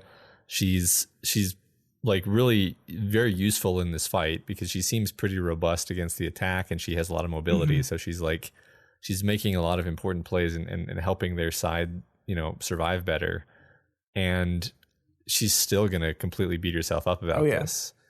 Like the only path that I don't see this just being absolutely terrible is that the two women can like connect over this and talk to each other about it, right? Because like the worst possible thing doesn't always happen in parahuman stories. I mean, sometimes the fact that we've established this human connection can be the support that they need, and they actually rely on it, and it's hard, but they're able to get That's through true. it. Yeah. But we'll have to see. There's one more interesting thing I wanted to say about this, because the second this happens, Victoria is like immediately in comfort mode, right? She's like immediately like, no, it was okay. Like you needed to do it. I completely understand. But I love in the moment before we have this, I saw Sveta's neck thicken, unfurl. A clasp had been undone. Shorter tendrils reached out and seized Noontide's face and arm. Don't, I called. Like in this moment before it happens, she's like, no, don't do that. And I don't think this is Victoria saying killing is wrong, right? Like don't kill. I think this is Victoria in this moment knowing somewhere in her, deep in her soul, that Sveta is going to destroy herself over this choice and not wanting her to have to make it. And I mean, I think Victoria is the type of person who would make this choice. Like if this person needed to be killed, I feel like Victoria would do it over Sveta, right? Like I think that would happen. Mm-hmm. Yeah, absolutely. Yeah, I agree with your take entirely there. So the hidden teleporter with the group of attackers kind of just poofs everybody away except for himself. And then Crystal Clear takes him Poor down. guy. Yeah. And then that guy tries to take a suicide pill after he's captured, which I guess really kind of indicates some kind of thralldom, right? Like people don't usually do that if they're like mercenaries. Yeah, I mean, which makes you think teacher, right? But I mean, like we kind of get the text kind of point us away from that we don't really assume it's teacher. Yeah, there's a lot of things that are making... I mean, first of all, they're not really using the Tinker weapons that are usually associated with him. It doesn't seem to be the kind of compulsion that he uses either. Like, they're able to talk. They're able to, like, snap out of it when she uses the aura. Yeah. So in the aftermath of the battle, Finale is freaking out because her teammates are injured. Brio is dead. Yeah, I love the scene setting here. Finale's wail formed the bulk of the background noise. So, like, throughout all this is going, Finale is just screaming because her team's hurt. Like she just, and it's like Victoria was worried about Finale's ability to see the carnage that was done on the time camera about the 3 capes that died. That's what she was worried about. And now Finale has seen carnage on the level that she's never seen before. That, like we said, this is something different than the fighting in these stories. This is something else, and this poor girl is not emotionally equipped to deal with it at all. Mm-hmm. Yeah. Yep. So we also learned that Tristan, Ashley, and Kenzie have all taken hits as well, which is like this information is revealed to us in the most crushing possible way. Yeah, Ashley's bleeding from the neck, I think it is. I think so. And she doesn't even trust herself to be around Kenzie at this moment. That's what she says. She's like, I don't want to get too close. That's really awful. Like, it's really awful that she feels that way in this moment, that like I'm sure she feels like Kenzie got hit and therefore I failed her. Like, I'm sure that's what she's feeling in this moment. I failed to protect her. Yeah, it's awful. And Tristan is hit and in stasis inside Byron, which is probably nightmare inducing because like you don't know. It's probably got to be terrifying because you don't. What if I die in here, right? Like what happens? Right. Like I think like Byron's like I think he's going to be okay until we get him to a hospital, but they don't know. This is kind of uncharted territory for them. Yeah, right. I mean, it's actually a pretty cool, side benefit of their ability if it happens to work that way. But yeah, it's got to be nerve-wracking. And of course, Kenzie hit by 2 bullets. Yeah, and the way that's doled out, it's not like she approaches the group, she sees Ashley, and then it's almost like she already knows Kenzie is this injured, but it only is revealed to us as she like rounds the corner and sees her. And I don't even think it's revealed until Kenzie says out loud, like, how did I get hit twice? Yeah, it's not. When I'm such a small target. I mean, you can tell by the way everyone's acting. But yeah, it is like the structure of that reveal, I think, is really helps it hit home. Yeah. Yeah. And just, God, it's just so sad. Yeah, the imagery of her picking up this little tiny girl that's like barely hanging on, and like she scoops her up and flies her to the hospital, and she kind of turns herself so that the wind is not hitting Kenzie. It's just this beautifully sad moment of defeat. Like these are defeated, changed people. Like they will not be the same anymore. Yeah, right. And the section, ends with things had changed from a city of gold to a city of crimson. I love that. I love that as this like fundamentally recognized watershed moment of the story where things are not going to be the same anymore, where the illusions of things getting better are put on hold now, and we got to deal with this. Yeah, I mean, I don't know how much to read into the fact that Victoria's inner monologue kind of uses the word thing in a way that's fairly flexible and sometimes humorous, like, fucking why was this a thing? And, this is the way things are now, being an important kind of bit of character defining, character conflict defining story moment. Yeah. And now it's like, yeah, things had changed. Yeah. Past tense, it's different now. We can't go back. Right. Yeah. Like I love that. I love the catch of the past tense there. That's like, there's nothing you can do about it anymore. The change has happened. It is in the past. Now we have to live with it. It is fundamentally different from that. This is the way things are now statement. Which is something she resisted strongly. She's like, no, I don't accept that. No, I'm not going to let that happen. This is, you can't stop it. It's changed. It's that now you got to figure out what to do next. Yeah. Yeah. So we break from that, and it's later. We don't know how much later exactly, but Victoria goes and has a chat with Dragon. Basically Dragon's transferring all the PRT files to Breakthrough, like Citrine kind of ordered them to. So like some time has passed. Apparently there's been like multiple surgeries already on lookout. Yeah. So I don't really know if does that imply a few days, or you could conceivably have multiple surgeries in a short span of time though. So yeah, it could be a few hours. It could be a full day. We don't know. I don't get the idea that like a super long amount of time has passed. Like I would be surprised if it was more than a day. Yeah, that sounds reasonable to me. Yeah, I mean, that kind of has to be based on the timeline, but I guess I don't want to get too far into the weeds there. So I just like this. I mean, this is a bit comedy to break us out of our little sad tone. Victoria says, I'm too used to Lookout because my first impulse is to be surprised that you didn't look it up on hospital computers first. Admitting that sort of thing gets you in trouble, Dragon said over the phone that I'd set to speaker. I asked because I wanted to hear it from you. So, like, in other words, I did already know that. Because, yeah. Yeah, and that's a lesson that poor Kenzie still hasn't quite learned yet, right?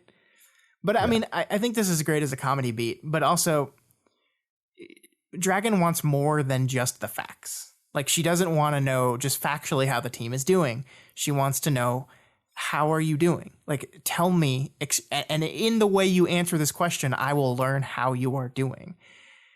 And the answer is not great. They're not doing great. And I love that Victoria's answer here is kind of sort of a non-answer too. Like, they ask, how are you doing?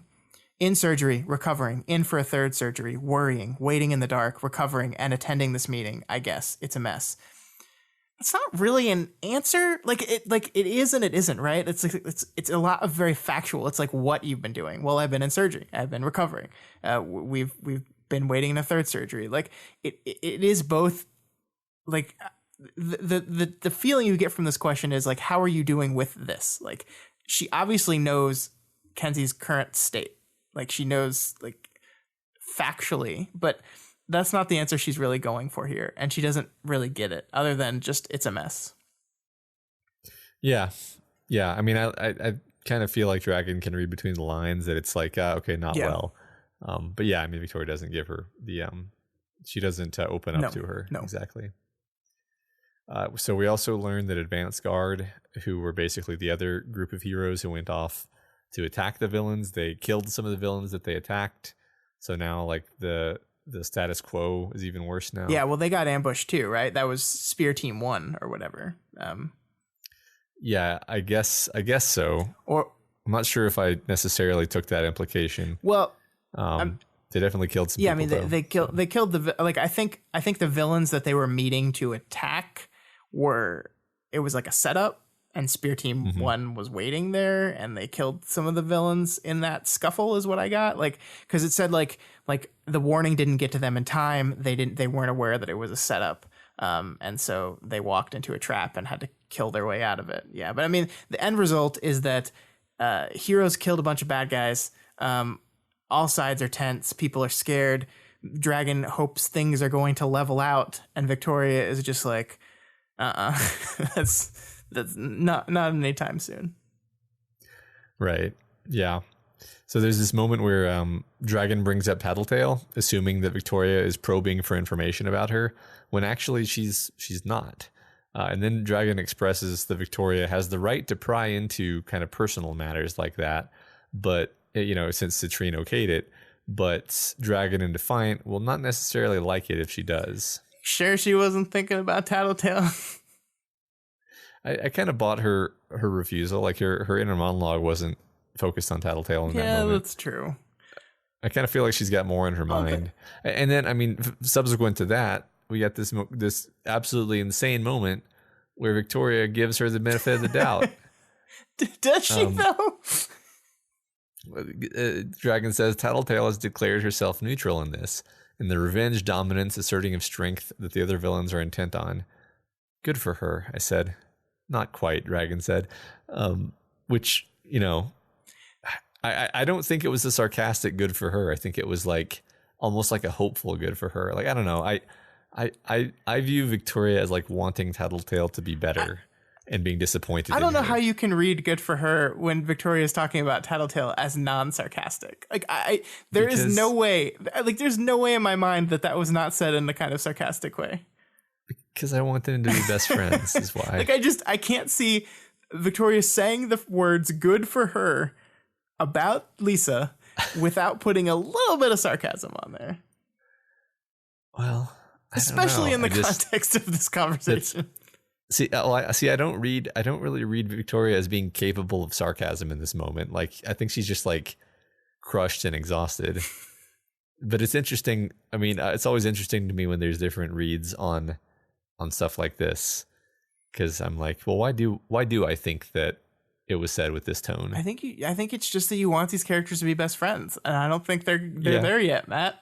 There's a lot to it. Yeah, there's a lot to that.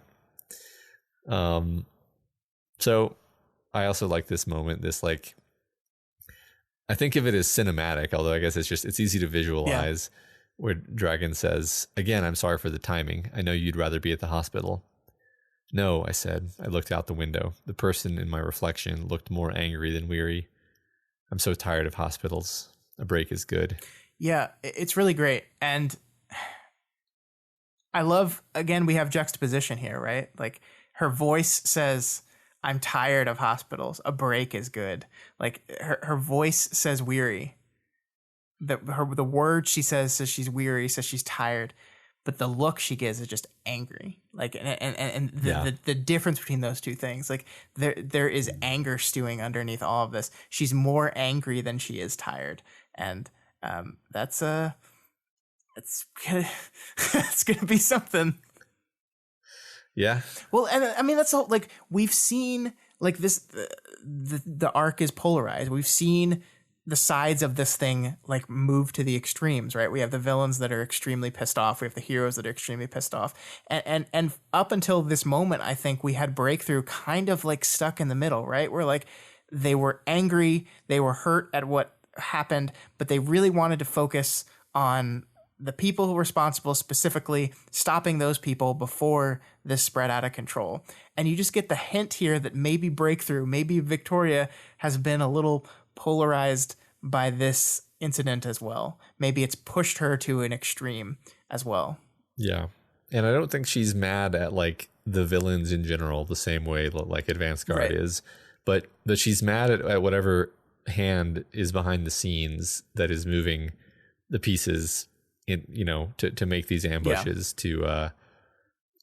I mean, I feel like a lot of the things that have happened in the story are tied together, right? Like and not necessarily in the way that we've been shown, like okay, Teacher and the Fallen banded together to do the portal attack.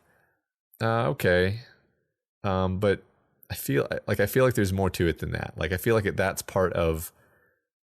that was like an opening play in the conflict that we've seen up till now, you know. I feel like it's all related, and we're gonna. I don't really have a grand unifying theory of who's behind things, but I feel like in retrospect, it's all gonna make sense and be part of the same tapestry. And I mean, you're absolutely right. That's the people she wants to go after. Like it's not her just like, I want to kill all the bad guys.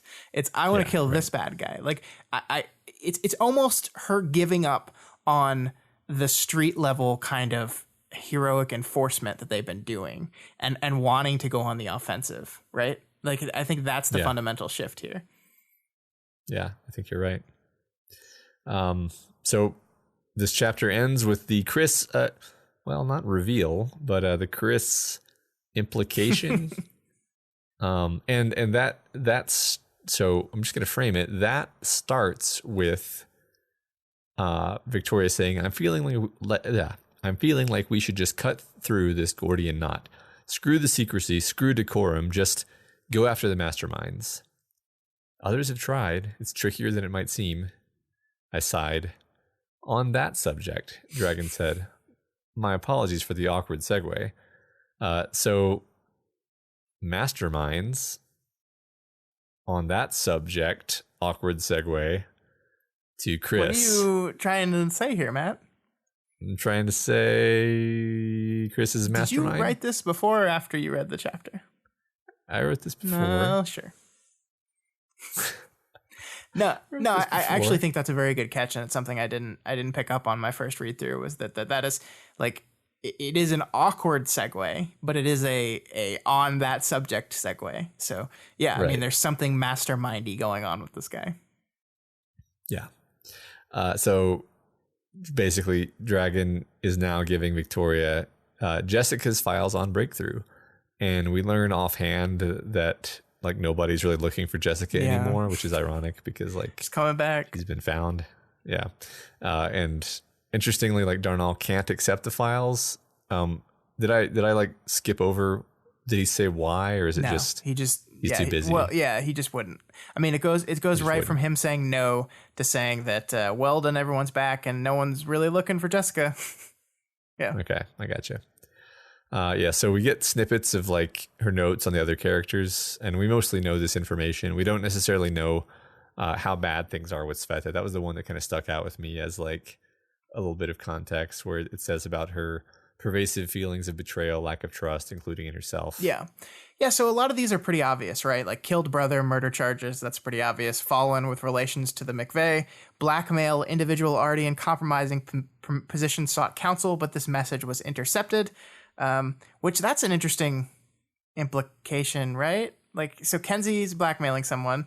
Individual already in compromising position sought counsel, but this message was interception. So they knew that Kenzie was blackmailing someone and didn't care. Yeah, I'm not entirely sure how to parse that, honestly. And then there's suicidal ideation. So we were just talking about how these people value life. This is the one I couldn't like parse. I immediately go to Byron. Yeah, I guess that's true. Seems like I did the thing where I treated Byron and Tristan as one person. Shit. I'm sorry, Byron. Yeah. Yeah, that just seems like the most. I wouldn't be surprised if one of the others had some of it, but like we're pretty sure that Byron has. Yeah, so. And potential bipolar diagnosis. That's good old Ashley, right? Yeah. Yep, I think that's right. And then so this great moment where she like closes the window and she's like, I shouldn't be reading this, and then Dragon's like, you should. Definitely should. And then this says, Chris, I realized I read some of the general notes, clicked a button, and read another page. Fuck, I said. It's a wonderful, like, I think, I don't know about you. There's an interlude. We know there's an interlude that comes after this. I think that's it for the arc to me. I think this is how the arc ends. And we could be wrong. We'll find out.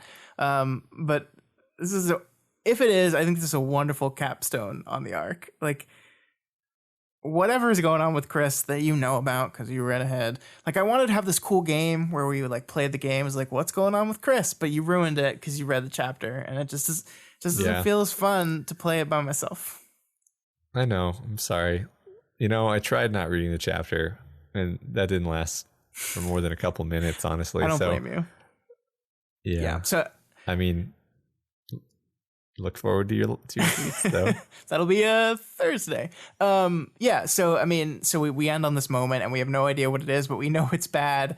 Like, pretty strong indication that this mystery in the air of the person that Jessica was worried about more than anything was Chris, right? I mean, like, maybe we should have this conversation again after we talked about that chapter, but it seems to be like, if the reason Dragon's giving this file now is because Jessica's not coming back and someone needs to know the seriousness of the situation, and the seriousness of the situation seems to be whatever causes Victoria to say fuck about Chris, this is our answer. Mm-hmm. Yep. It's pretty great ending. I kind of, I feel like you're right about this being the end of the arc, though. But it feels like a good end. I've never been right before. So that's not true. You're like, there had to have been one time. Yeah, just statistically. But yeah, that's the end. Yeah. All right. So let's wrap up with some name game. And Annalise is like an old, like 13th to 16th century short sword / long dagger, and like if you look at a picture, they tend to have like a wider blade than you typically think of from like a sword. It's kind of like the sort of sword that folks carry around for self-defense. Yeah. I could have sworn we did his name before, but maybe I'm just missing. Maybe, we need to start writing these down so we don't do them over again. Yeah. Brio apparently means vigor and vivacity. Which is sad because he's dead. Yep, that's ironic right there. Noontide just means noon. Yeah, like midday, or the highest and best point or part, which is interesting because that doesn't seem to tie into what we know about her power. Like, part of me wonders if there's a themed name connection with the other guy, with Thunderdome guy, because we didn't learn what his name was. So maybe there's some thematic stuff going on there, and Noontide will make a lot more sense in context of him, but we don't really know yet. Yeah. And then finally, I just love this throwaway reference to the Witten particle. Like, I'm pretty sure there's not actually a Witten particle. Kenzie refers to it as a gravity particle. Ed Witten is a Fields medalist, and let me see, basically he's just an all around like badass. He's done a lot of work in like mathematics and the sorts of theories that are related to string theory, or like encompass string theory. Basically, just kind of a heavy hitting dude who's trying to rectify gravity with physics. So I think it's cool to kind of just say, like, on bet, same physicists, but different ones are the ones that made certain discoveries, because obviously they know different things about physics because capes. It's kind of like nerd. Yes. Yes. And then the discussion question this week. Here it goes. Physical descriptions of complex scenarios are a particularly challenging thing to write. Highlight a passage where Wildbow successfully conveys a complex physical situation in his stories. So what spurred me to write this was her tussle with Arena Man, and just like me reading it and realizing, like, wow, this, like, I can picture exactly what's happening. Like, I could almost like draw where everyone's limbs are at any given point in time, like who's on top of the pile and how the bodies are oriented. I'm like, that's really hard to do. I don't know if you ever tried to do that. That's really hard to do, even for a relatively simple situation, because you kind of run out of, it's hard to explain even why it's hard to do. But Wildbow does it really well in general. And I'm not just saying like write about times when people have wrestled on the floor. I kind of mean like anything where it was like you read it and then you had the realization of like, man, it's actually really hard to convey the image of what's happening right here. But he did it in a way that not only conveys the image, but conveys like the contextual information that you need to know to kind of understand the subsequent action. Yeah. So yeah, I want to focus more on kind of like a certain kind of descriptive writing, I guess, is what I'm aiming for. All right, so I'll put all that in the discussion question section on the show notes. Yep. Okay.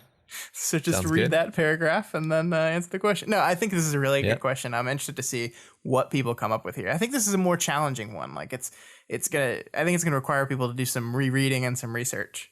So I look forward to see what people come up with. Yeah, and that's all we got for you this week on We've Got Ward. You guys are all part of this show, so feel free to provide us with advice, questions, or thoughts on this week's reading. You can reach us via email at gotwormpod@gmail.com or over on Twitter at gotwormpod. My personal Twitter is at scottdaily85, and Matt's is at Thunderdome. Someone asked me the other day if I've ever actually like spelled out your Twitter name before on any of the shows, and I don't think I have. See, the whole thing started because I find it completely unpronounceable, and I just can't do it. Yeah, well, also, I mean, I think if anybody really wants to do that, they're going to like go to the website or something. Hey, Matt, what's wrong with @Matt Freeman? I mean, first of all, there's probably like 100 million Matt Freemans on this planet. What about @Matt Freeman Doof? I mean, you know, a man has to have his quirks, Scott. And my quirk is an unpronounceable handle that I then make people pronounce. It's right next to your face right now. I don't know if you knew that. I did. I see it on the screen. I see it right there. And anyway, though, besides all that, if you're not already subscribed to We've Got Ward, we strongly recommend you do so and never miss an episode. You can find us on iTunes, Stitcher, YouTube, Google Play, Twitter, and pretty much anywhere else in the world you can listen to podcasts. And as always, you can find this and all of the other podcasts we do over at doofmedia.com.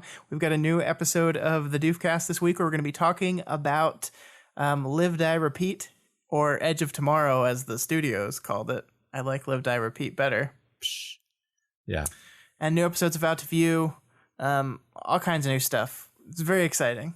It's the end of the year. We're doing we're looking back on our year and making goals for next year. It's an exciting time to be listening to all our stuff. So do all that. Yeah.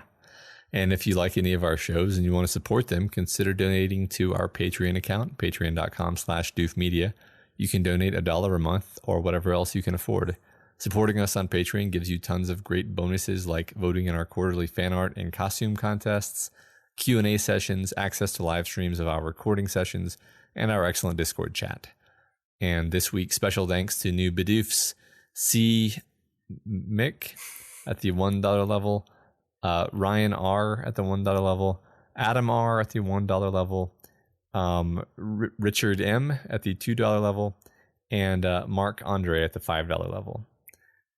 We appreciate all of you guys so much, and just thanks so much. Yeah, and we're $16 away from our new goal, Matt. So we're starting to gather resources to actually pull off that goal. So it's a very exciting time. We also, Matt, we just hit our 200th patron today. I forget which one it was of these people we just read, but we just hit 200, which is crazy. 200 people. I never thought we'd get there, and that's a milestone.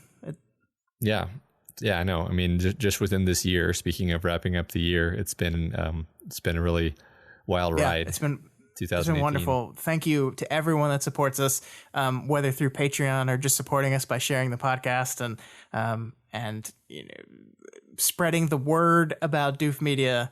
Thank you guys so much. Yeah. So, and speaking of thanks, we should all thank Wildbow. Yep.